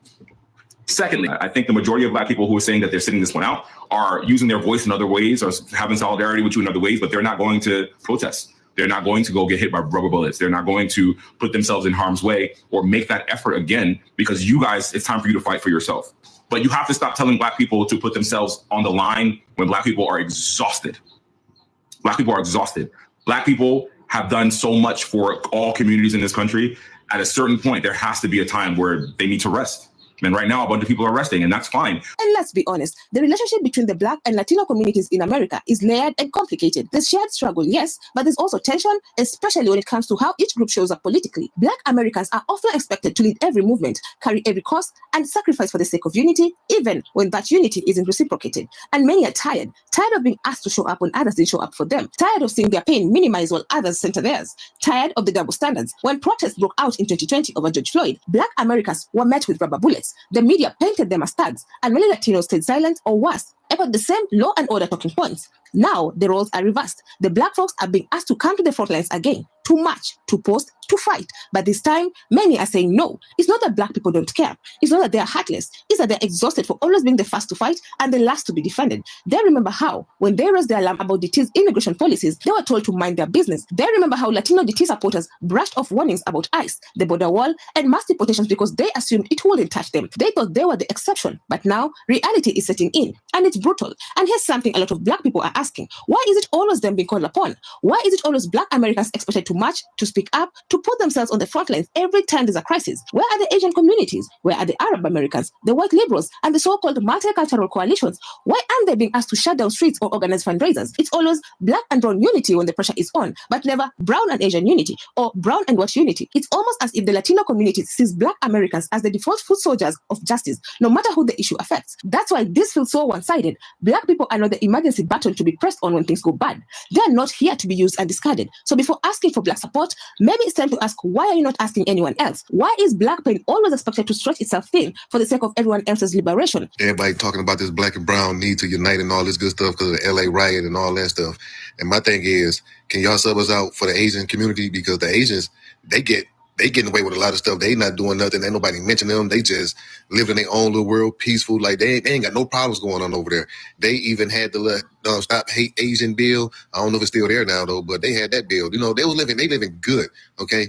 So my thing is, y'all talking about some, oh no, it's not all of us Latinos and all that voted for them and all. Because what we can't do is lose all our YNs trying to help y'all and all this stuff when we gonna need our YNs when it's time for our own battle. You get what I'm saying? So no, we can't be sacrificing all our people for y'all to help y'all. Y'all should have voted, did right at the polls. None of this stuff would have happened. But y'all chose this. Like I say, get them Asians, get the white folks that didn't vote for Trump and all that stuff. Get them people. You know what I'm saying? Leave us alone because, like I say, we gonna have our own battles and we gonna need our YNs and all that good stuff. We keep our health together and all that for our own battles. Like I say, ask somebody else. This moment should be a wake-up call, not just for the Latino community, but for every non-Black group that thought aligning with white supremacy would grant them immunity. It never does. The system doesn't discriminate when it decides to oppress. And that's the hard truth many are learning in real time. Being anti-Black to gain favor never works. Voting for oppression because you think you'll be spared only sets you up to be next. Solidarity isn't seasonal. It isn't transactional. It means showing up even when it's not about you. And unfortunately, when it was time to show up for Black lives, too many looked the other way. Now the tables have turned. The urgency is real. And while there's still some time to build true coalition, it starts with accountability. It starts with acknowledging the harm, the silence, and the complicity. Only then can trust be rebuilt. But for now, many Black Americans are watching from the sidelines, not with glee, not with hatred, but with a deep sigh of, we tried to tell you. So as LA floods with protests and cries of injustice, the Latino community must reckon with its past political choices. And if they truly want Black support, it won't come through guilt or desperation. It will come through truth, humility, and a real commitment to unity, not just when it's convenient, but when it counts. So what do you all think? Do you think Black Americans should join the protest even after being ignored during the elections? Or is this a moment for the Latino community to stand on their own and reflect? Let me know your thoughts down in the comment section. I would love to keep this discussion going. Otherwise, that's it from me. I also have a playlist featuring FAFO videos, and if you enjoy such kind of content, please click up here and binge. Also, consider subscribing, liking and sharing because it helps me grow my channel. But for now, thank you so much for watching, and until the next time. Yeah, it's ship to sell for that. Y'all should have never came and asked Black people for no assistance with this. Y'all should have never came and did that because you're going. It's like, why are you gaslighting Black people? Why? Y'all know what you did. That's like you mad now you got punched in the face. Now you crying for help. No, we're not coming outside and helping y'all. That is not happening. Like, get somebody else to do it. Get somebody else to do it. We don't even care if they give y'all citizenship and you get to stay in the country. Get somebody else to do it. We're gonna be fine.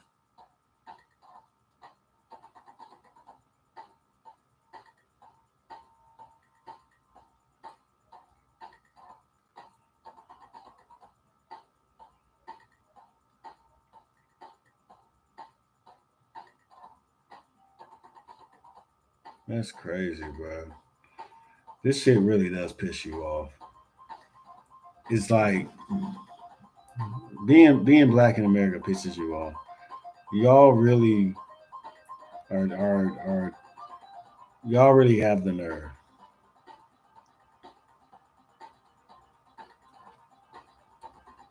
Where the other vehicle is?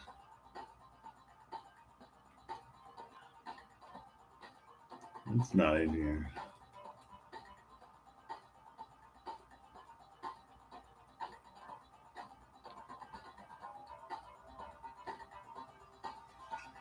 It's not in here.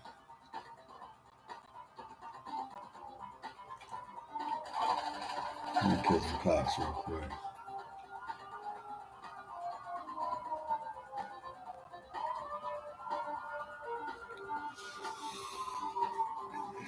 Like, y'all, they really should never have asked, bruh.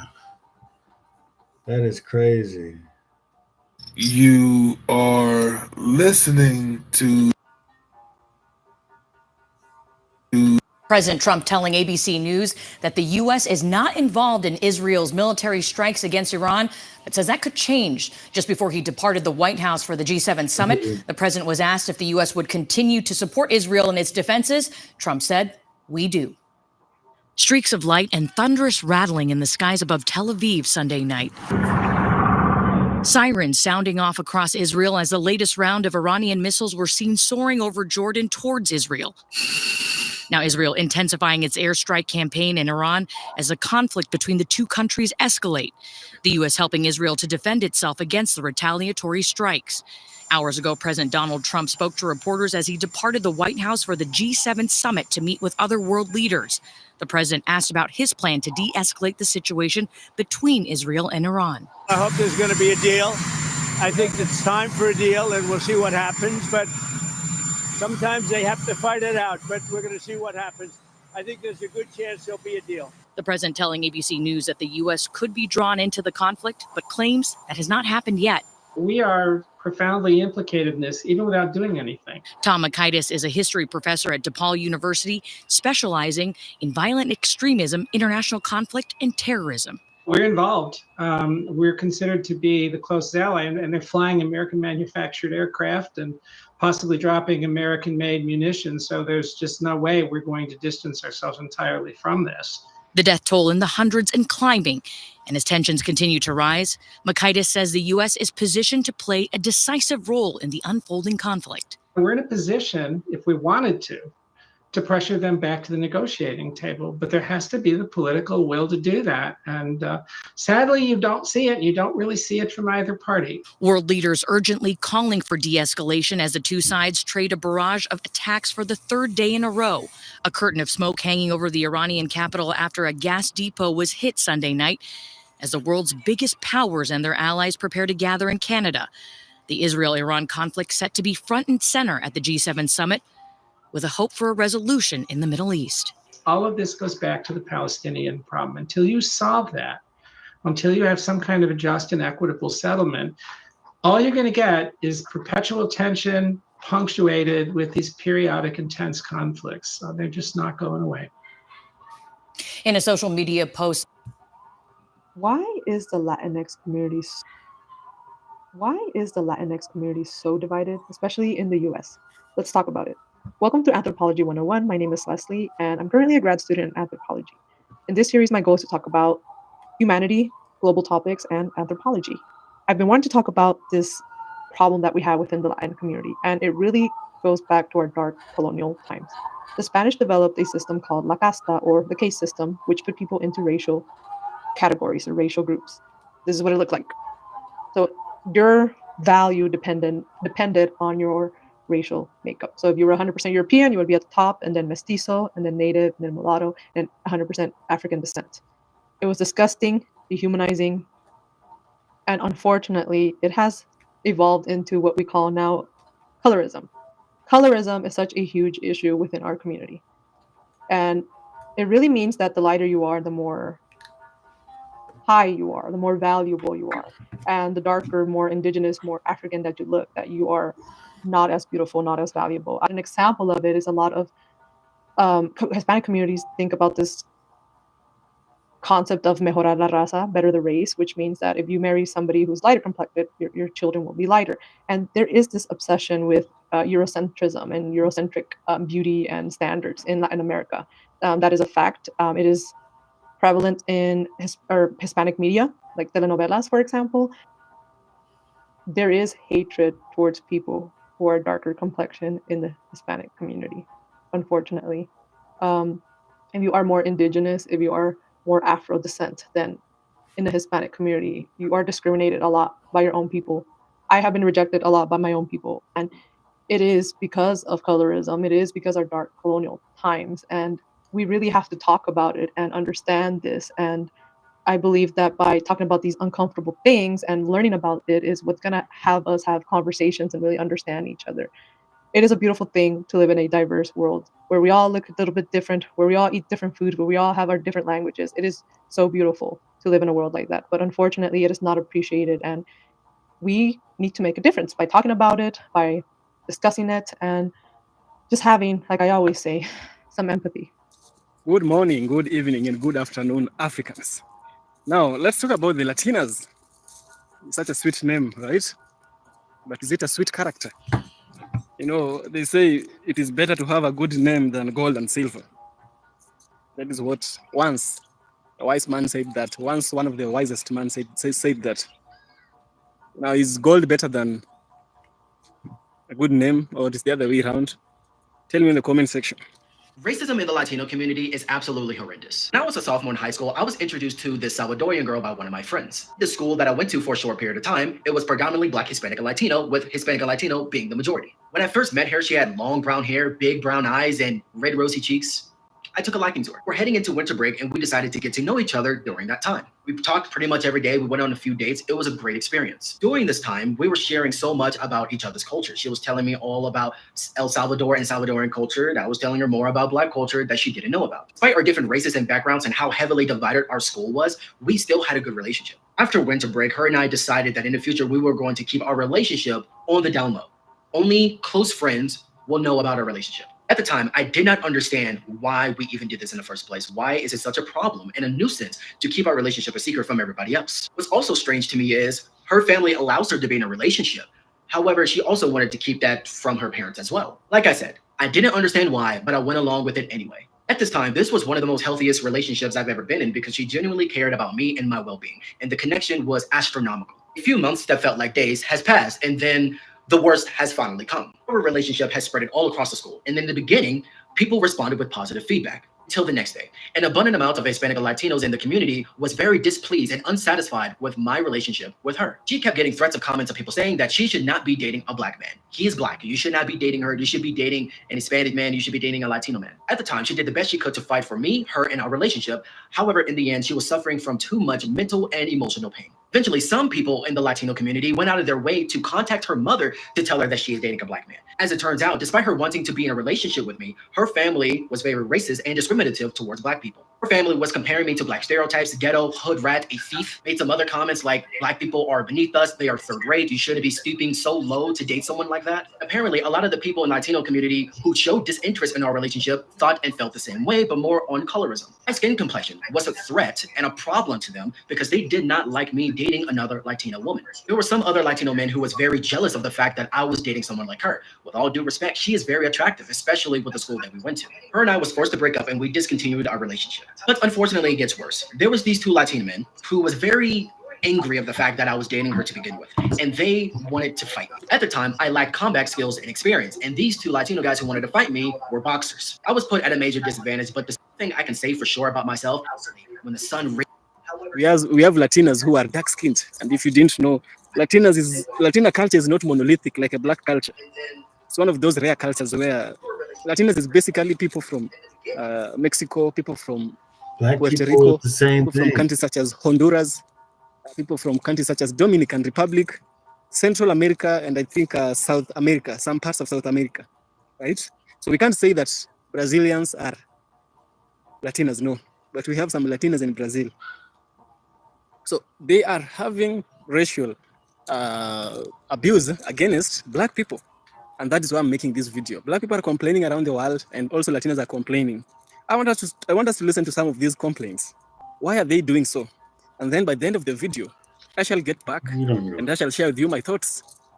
Community, we are also upset with the people that voted for this. If you break it down, the people that are being attacked right now, which is majority Mexicans, over 60% of them didn't vote for this. More than half of Puerto Ricans also didn't vote for this. The Latino breakdown, the majority that did vote for this were Cubans.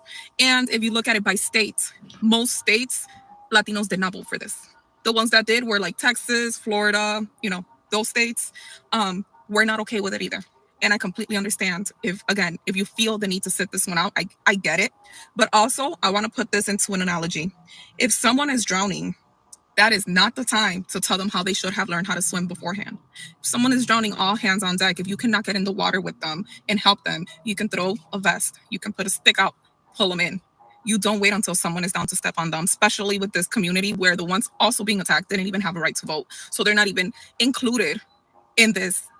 All Latinos or majority Latinos voted for this. Again, we are angry as well. We are very angry at the Latinos that did, and we know that this is our fight for the ones that are then talk to them. Allies, and for the ones that, again, maybe they're not going out and protesting, but they're sharing resources and they're just being allies. And that's, appreciated, because at the end of the day, what they are doing goes far beyond attacking the Latino community. It goes into they're violating human rights. They're violating the Constitution. They're violating due process. They are weaponizing the military. They are sending in the Marines. They're sending in the National Guard. And again, if we all think that this isn't going to go further and it only affects Latinos, whenever there's a protest in the future for any given reason, now they have presidents to weaponize our military against its citizens. They've already did that. It's just something to put it into context. What are you talking and that's about? just something I wanted to address. They're like, this is the first time this is the time. Like this is the first time America's done something egregious. But again, I respect this is not the first time that they've implemented soldiers on the citizens. I'm just hoping and praying for the best, honestly. This is not the first time. You know what? I have to remake this video because I need to reiterate. Y'all don't know what the word racism means. Racism and prejudice are not the same thing. And when I say Hispanic people practice racism, this is what I mean. You Hispanic people do not hire Black people. And y'all do this on purpose. That is a racist practice. That's what I talk about racism. I live in Los Angeles. Y'all have every job. Y'all have all the jobs. Y'all have jobs everywhere. The bank, the grocery store, customer service. Y'all have jobs everywhere. Insurance. Y'all have the jobs. Because y'all only hire y'all people. I remember being 18 years old. I was in college at CSUN. I wanted to get a job. I went to go get a job in the pavilions in Sherman Oaks. All Hispanic manager. He said, hey, I usually only hire my people. Mind you, this is 2011. Hey, I usually only hire my own people, but I like you, so I'll hire you. They hired another Hispanic girl the same age as me, whatever. I don't think she was in college, but the same age as me. They moved her up to cashier so fast while I was still pushing carts in the bakery. Then I asked him why. He said, oh, because she got a baby. She got this, that, and the other, whatever. I didn't really care because I knew that wasn't going to be my life anyway. I knew I was going to become a therapist, and I just didn't even give a fuck. But that's the thing. Another story. What is this? 2017 or something like that? Las Vegas. My brother worked at the bank. All Hispanics, right? They unlawfully fired him. The only Black dude there, right? And my brother is not no fucking YN nigga. My brother is a stand-up guy, and he knows how to go to work. YN nigga is crazy. He had to hire a lawyer to fight them, won the law case, got his job back, and then quit on them, and then went to get another job because we pay you like that. That is what I mean by racist practices. Come to LA. You know who's in the kitchen? The Hispanics. The Roscoe. You know who's in the Roscoe's Chicken and Waffles? Hispanics. Okay? And then they try to lie and say, oh, it's because Hispanic. They try to say the majority of the population is Hispanic, and that's why they have all the jobs, which is not fucking true. Because if it still doesn't, the statistics still don't equal out. Black people do not have no jobs out here. I think the only place black people work is like the airport. And the black people that do work with the Hispanics, you got to be damn near my color and fucking lighter or biracial. Like, this is not a game. That is what I mean by racist practices, okay? Please read a book and learn how to conceptualize. And even saying that doesn't make any sense, because when you are privileged, you have a blind spot. You just can't see it. You can't see it. You cannot see it. So when you Hispanics try to come in my comments and defend yourselves, that's how I know that you're not smart up here. Y'all want to reconcile without taking accountability, and it doesn't work like that. And don't get in my comments talking about, well, I'm not talking about you. I'm talking about the collective. Stop trying to personalize a sociological issue. Okay? Relax. Y'all stay talking shit. Y'all know y'all do. Don't come up in here playing that hoopla shit. I'm a real LA bitch. And let me make this clear. I do not believe in ICE and all that shit. I don't fuck with this government. I don't believe in none of that. I'm an Aquarius. I believe in humanity, whatever the fuck, humanitarian for them all. I believe in all that. But I'm also an Aquarius. And I believe in boundaries. I believe in limitations. I believe in preservation. Okay? I think it's amazing that you guys are fighting for your rights. That's amazing. But there's enough of y'all where y'all don't need us. There's enough of y'all where y'all don't need us. Okay? So you telling me that all those years of watching Black people be treated like crap, and watching us protest and march and protest and march and yell and scream and protest and march, and while they may not have been shipping our people out of the country, they damn sure were shipping them into prison, modern day enslavement. Okay, so after watching all of that and us finally saying, we're not going out there, these Hispanics and Latinas and Mexicans and all where all they are from, they got out there and they protested and they marched, knowing that they would get no results. But it does serve for entertainment purposes and educational. Let us watch people and let us see that it does not get results, because they weren't watching clearly. If you've ever wondered how Delulu people are in the Dominican Republic, let me show you this. A few days ago, one of the biggest newspapers in the country posted this. La periodista afro-latina Ilia Calderón aboga por dar visibilidad a los feminicidios. People in the comments went crazy because of the word afro-latina. ¿Y por qué es que tienen que decir afro-latina? ¿Quieren ustedes ahora traer el complejo afroamericano a Latinoamérica? Les encanta recordarles que son africanos solo porque son pobres. ¿Por qué hay que tildarla de afro? Los europeos blancos llegaron a América y les dicen americanos. ¿Por qué no euroamericano? Unfortunately, this is not uncommon for the Dominican Republic because most people are very delulu and in denial of the diversity of the country, to the point where we still have Dominican Yahtzees literally harassing Black Dominicans and idolizing Christopher Columbus. We also have white Dominicans making fiestas barriales, dressing up in blackface, mocking poor Black people, and to this day, even if most of the country is Black, we have never had a Black president. How crazy is that? But don't get it wrong, this isn't just a Dominican Republic issue. Frankly, all of Latin America has racist undertones. I mean, just look at what our media looks like. So yeah, tons of people will say that racism is only a United States thing, but the truth is that racism as we know it today was pretty much invented the second that crusty, disgusting, pasty old man Christopher Columbus stepped foot in our land. Hi, my name is Dr. Cruz. I'm a media studies professor whose research focuses primarily on matters of race. And I received the following question on Instagram about whether or not people in the Latina community can be considered people of color.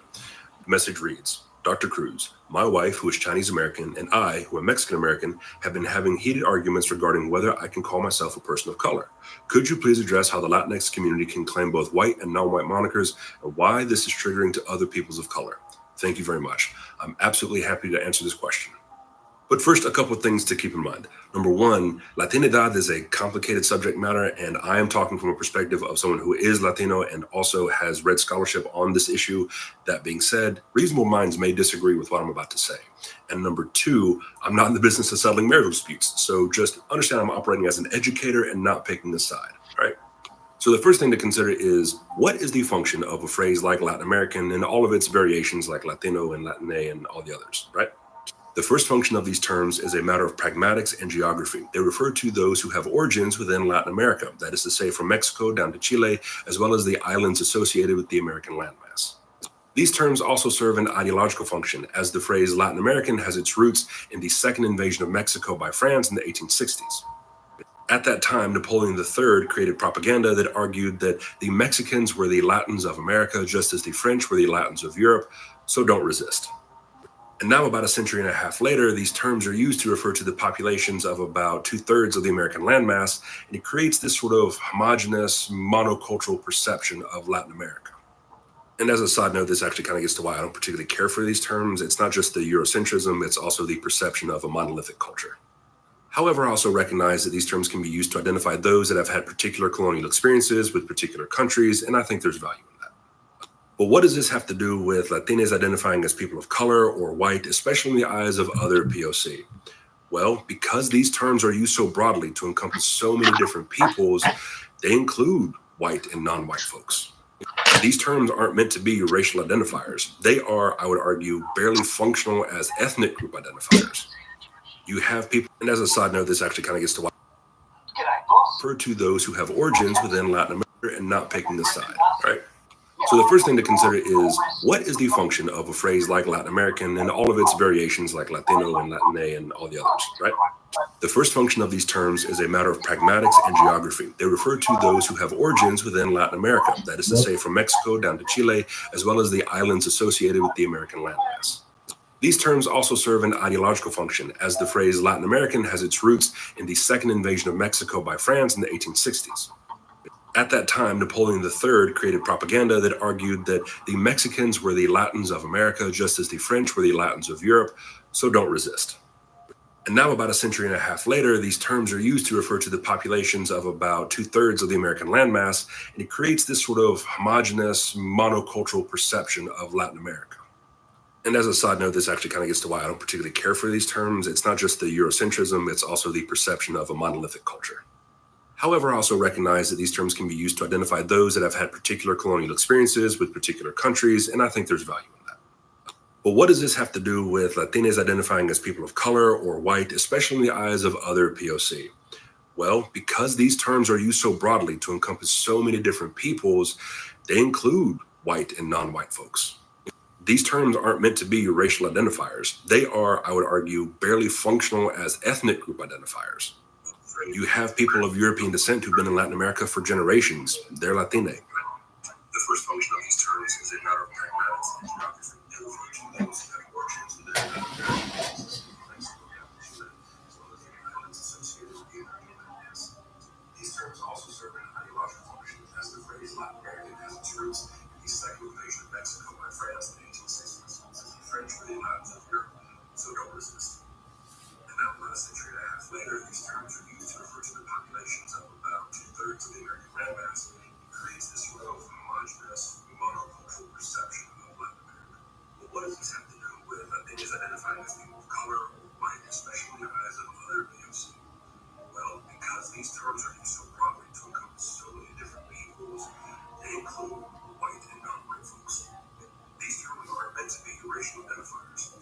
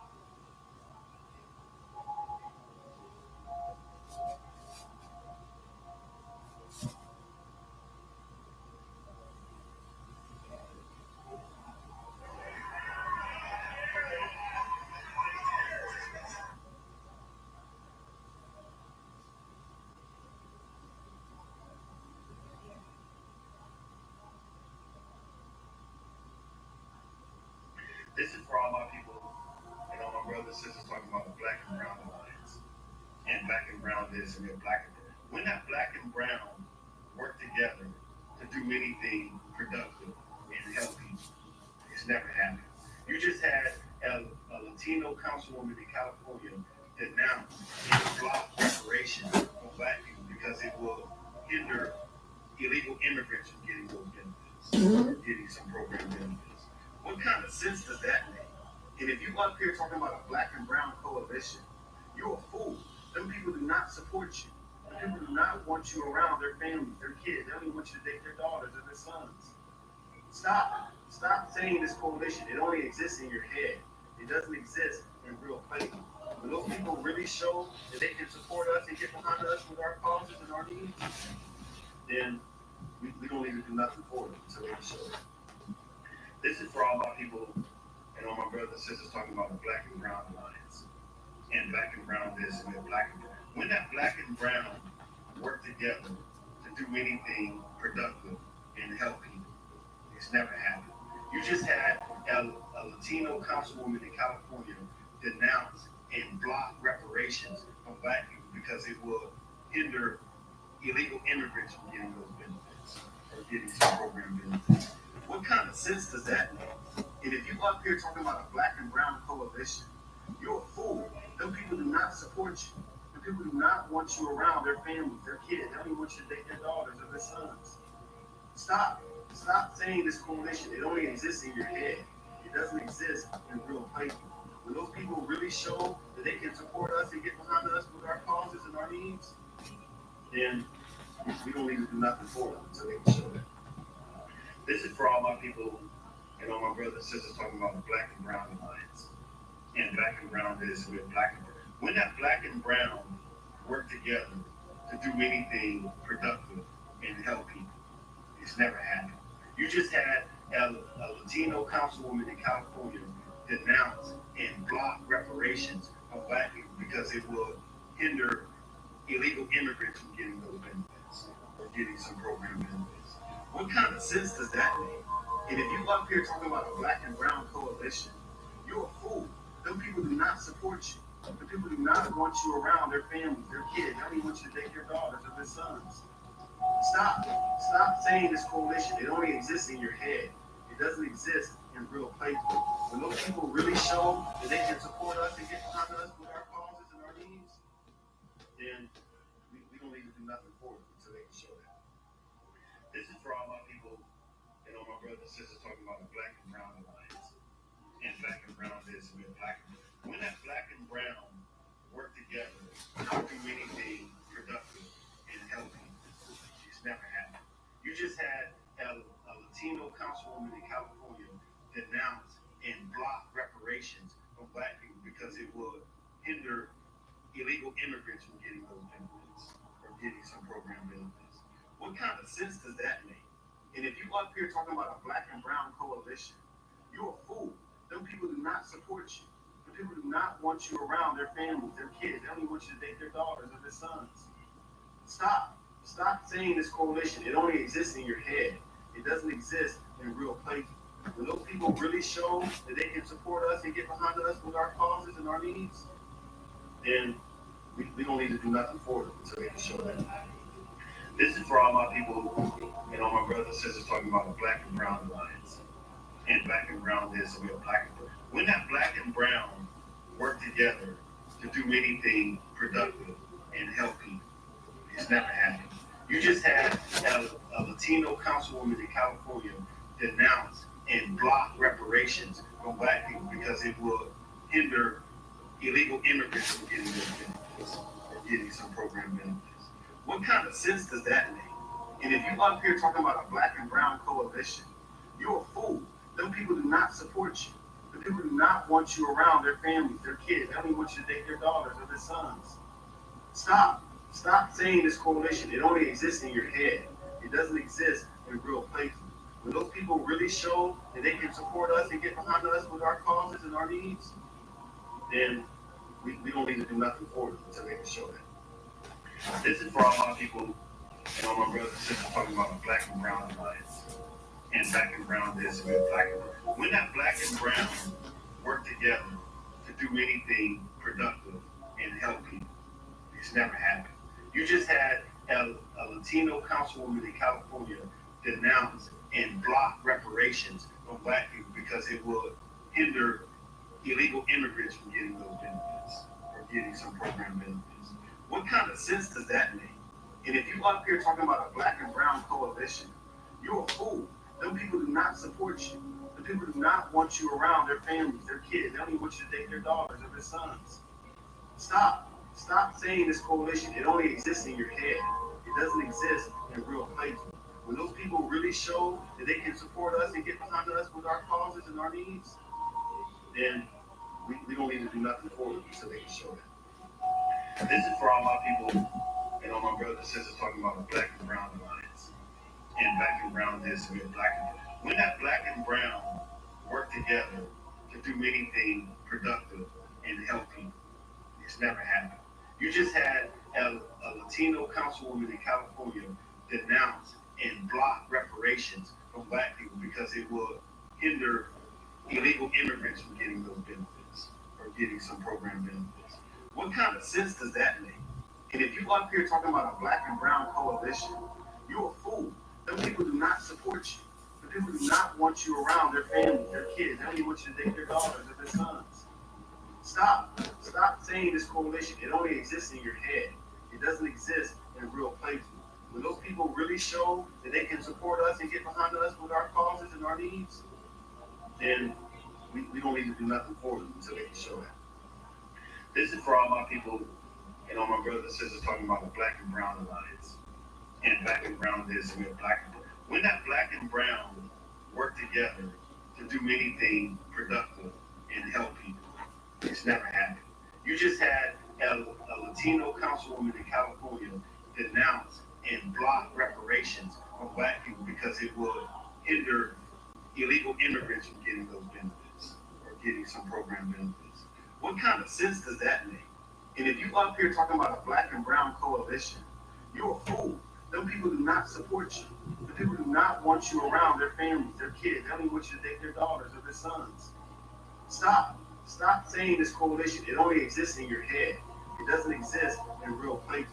When those people really show that they can support us and get behind us with our causes and our needs, then we don't need to do nothing for them until they can show that.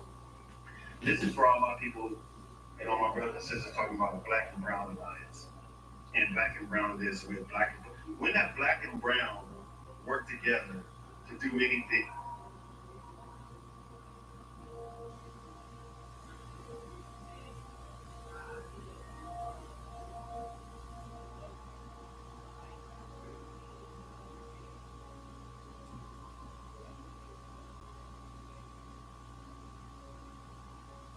Just days before her death, she posted publicly on Facebook expressing joy over his return.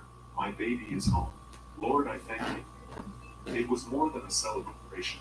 It was a prayer, a mother's hope that her son had changed. Okay, we ready. We ready. Come on, we ready. Come on, my guy.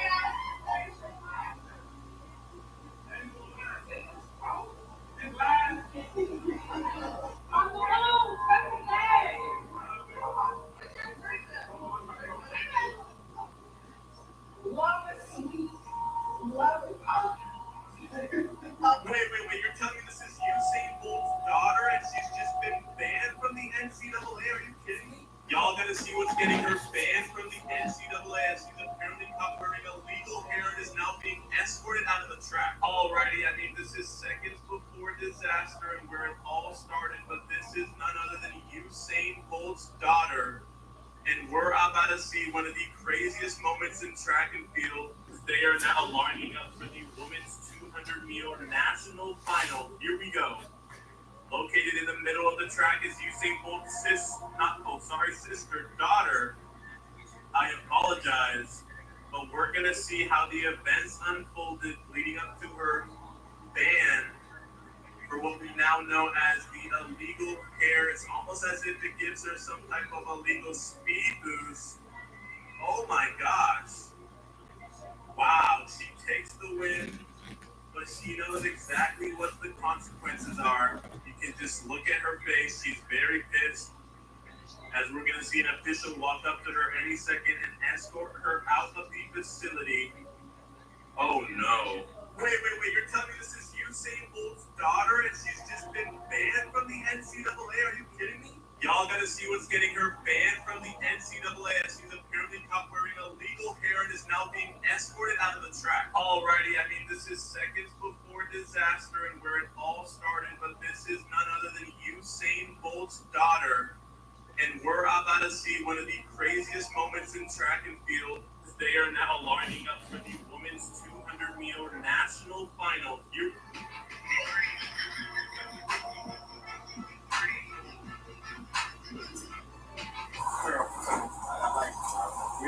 I know this stuff, you know. We'll take my house. You gotta try to do this. I have my idea. I'm ready to search city of CCI. I know my social. I said, I'll get right to street down. I think she's looking at me and talking right there. Where I could ran. I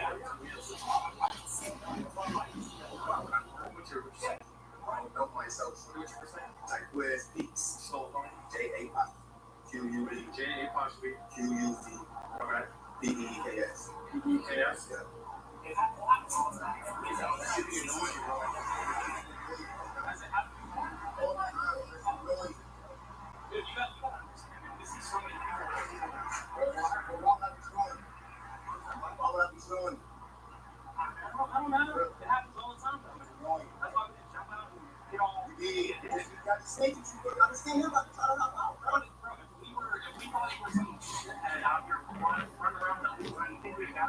Hey, what's up, man? We didn't jump out and like, hey, am I getting detained? Am I getting detained? Why do you get handcuffed or something? I'm not being detained. I know my rights, bro. I know my rights, bro. I'm not getting detained. I don't have rights. I'm not getting detained, bro. I just don't. I'm not getting detained. All right. I'm detained, bro.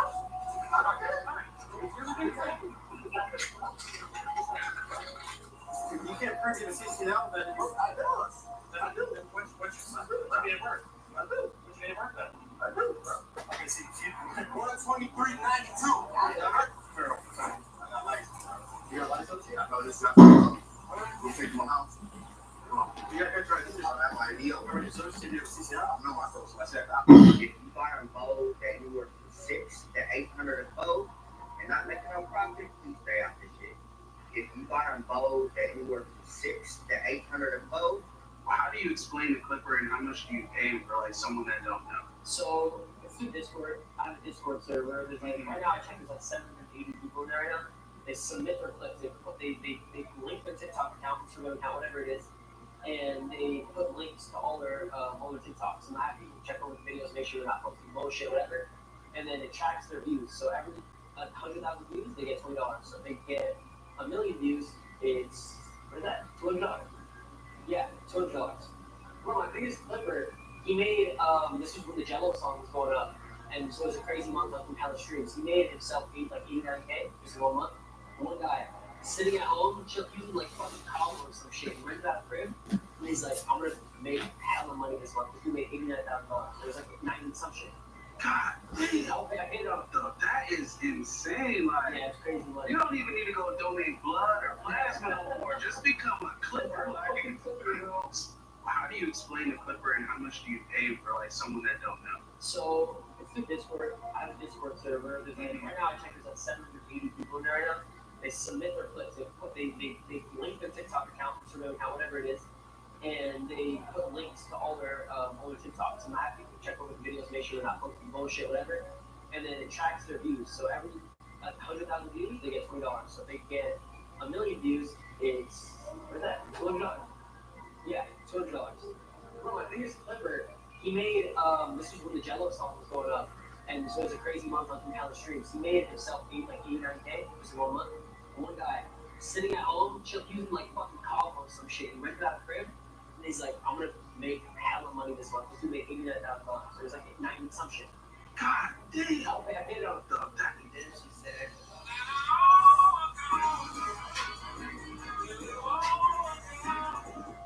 she said. Let me hold your hand when I say this. We do not move to America because we think it's a better country. We move here because it's a little less worse than our other countries. Because you're stupid to think that we moved to this country for some hot dogs and some baseball. We have better lives, music, food, culture, history, literally all of the above. We just moved here because we were looking to make more money and offer a better chance for our families. Did you know that the minimum wage a day, not an hour, a day in Mexico is not even 15 American dollars? Not even 15 American dollars. Right now with $50 in San Diego, I could go maybe buy a matcha and have a granola bar.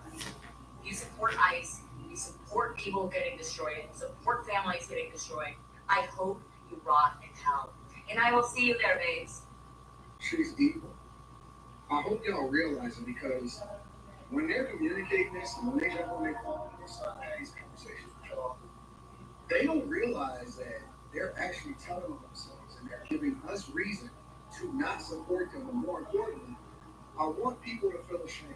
I want people, black people that's out there protesting on behalf of women like this, white people that are out there protesting on behalf of women like this, other legal migrants that came over and love this country. They don't care about what we got going on over here. They don't care about our culture. They don't care about what our standards are. They are going to do what they want to do. And one of the reasons is because they truly, even though they come from a third world country as far as I'm concerned, even though they come from a less than ideal environment, even though they come from a space that is actually horrible when it comes to the cartel and the culture and all of this stuff, they feel like they're better than us. They feel like they're better than America. They just look at us as an economic opportunity. They're not looking to contribute. They're not looking to figure out how it is that they can learn language. They're not looking to adjust. She just, out of her own mouth, told you, listen, we don't really fuck with y'all. The only thing that we here for is money.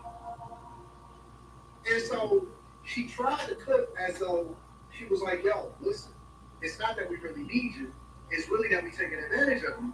And this is what we really think about your country. And so when y'all out there sympathizing and trying to figure out how you can accommodate these people, you don't know them, you don't know their intentions, you don't know where they come from, you don't know what their true desires are. And so culturally, they don't rock with us. They don't rock with us. She told you out of her own mouth, listen, the only reason that we here is to send money back to Mexico. We got better vibes, we got better music, we got better culture, we just missing the money. And then she said, if you support ICE, which is there not just for the deportation of illegal migrants, they do a lot of things. They rescue children, they go out there and they support people that are trafficking. Let me hold your hand when I say this. People are freaking out about the post that I made 12 hours ago about the simple hack. 2 little things that you can do to create no new videos. You don't have to take a lot of time. It is freaking stupid simple to let the algorithm start picking up on your change so that you can grow your followers, you can grow your views. For a lot of us have been stuck in the 3 to 500 range for I don't know how long. Anyway, the hack is that you go to some of your videos, doesn't have to be ones that popped off, and you upload them to your story. So you're not creating new videos, you're just uploading videos and content you've already created, and the algorithm is pushing out to a new set of people, a new community. And so my understanding is that the algorithm is really pushing that right now. Now, what people are freaking out about, this has been less than 12 hours ago that I posted.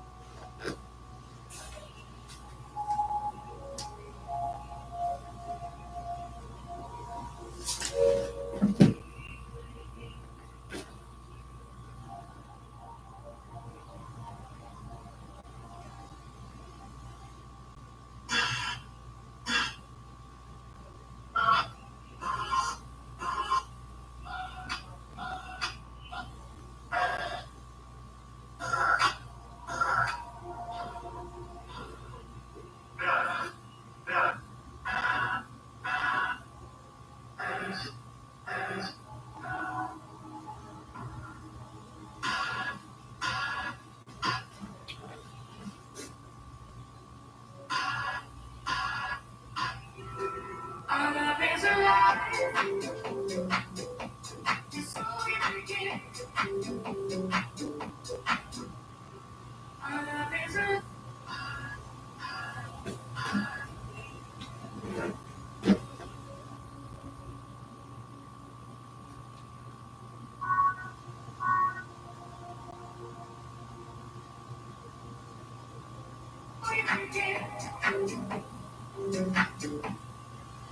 Charlie don't do no campaign. My fans cause she a freak. I told her that I'm 7 days fucking by a week. I lie, bitch, I lie. You can rock. Charlie don't do no campaign. My fans cause she a freak.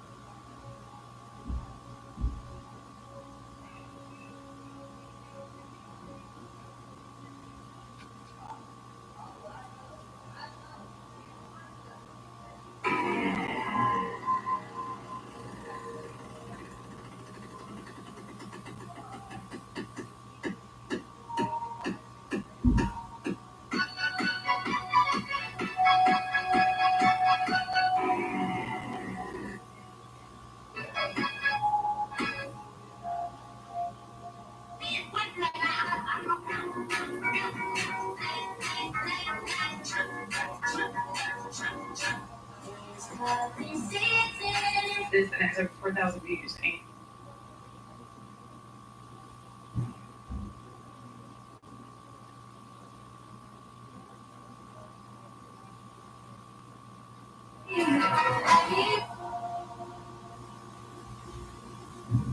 And 300 comments. And people. Phrase like Latin American, you have all those variations like Latino,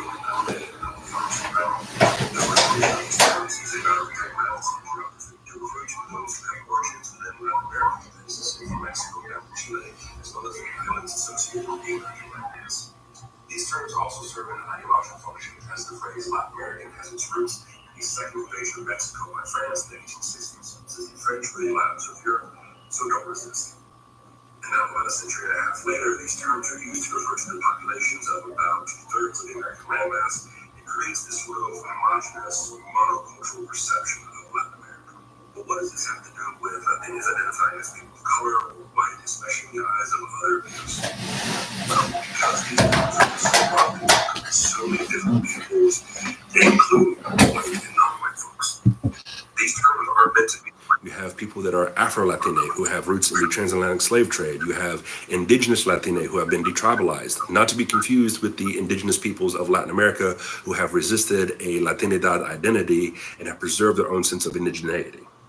What further complicates this is that you have people who grow up in Latin American countries that are part of the dominant racial caste who may consider themselves some form of white, who then find out that they're not white by the standards of another country, like if they come to the United States and they're regarded as non-white.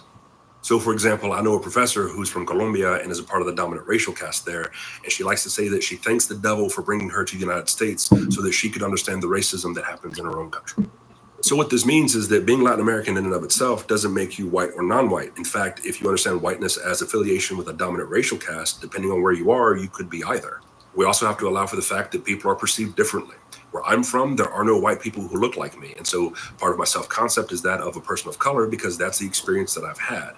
And yet you looking at the screen may see me and think, that's just another white guy with a tan. And further complicating that is that if I embrace my Latinidad by doing things like wearing cowboy boots to work, then my non-white status may become a little more clear.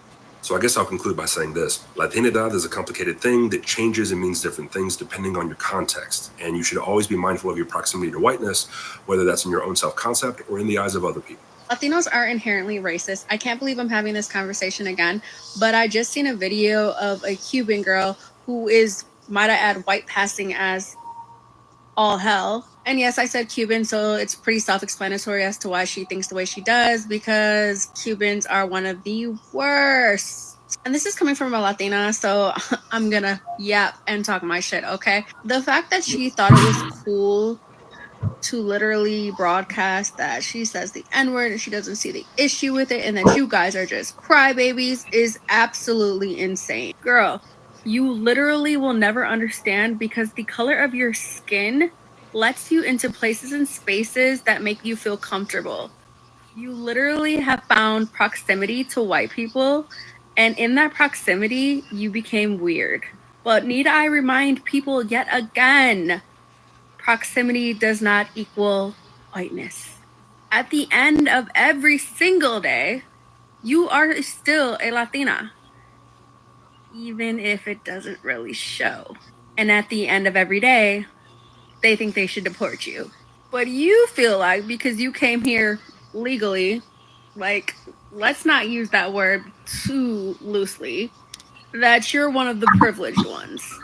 When on any given day, a Caucasian person wouldn't be able to tell the difference between you and a Mexican, a Puerto Rican, a Ecuadorian, whatever. We out. Good night.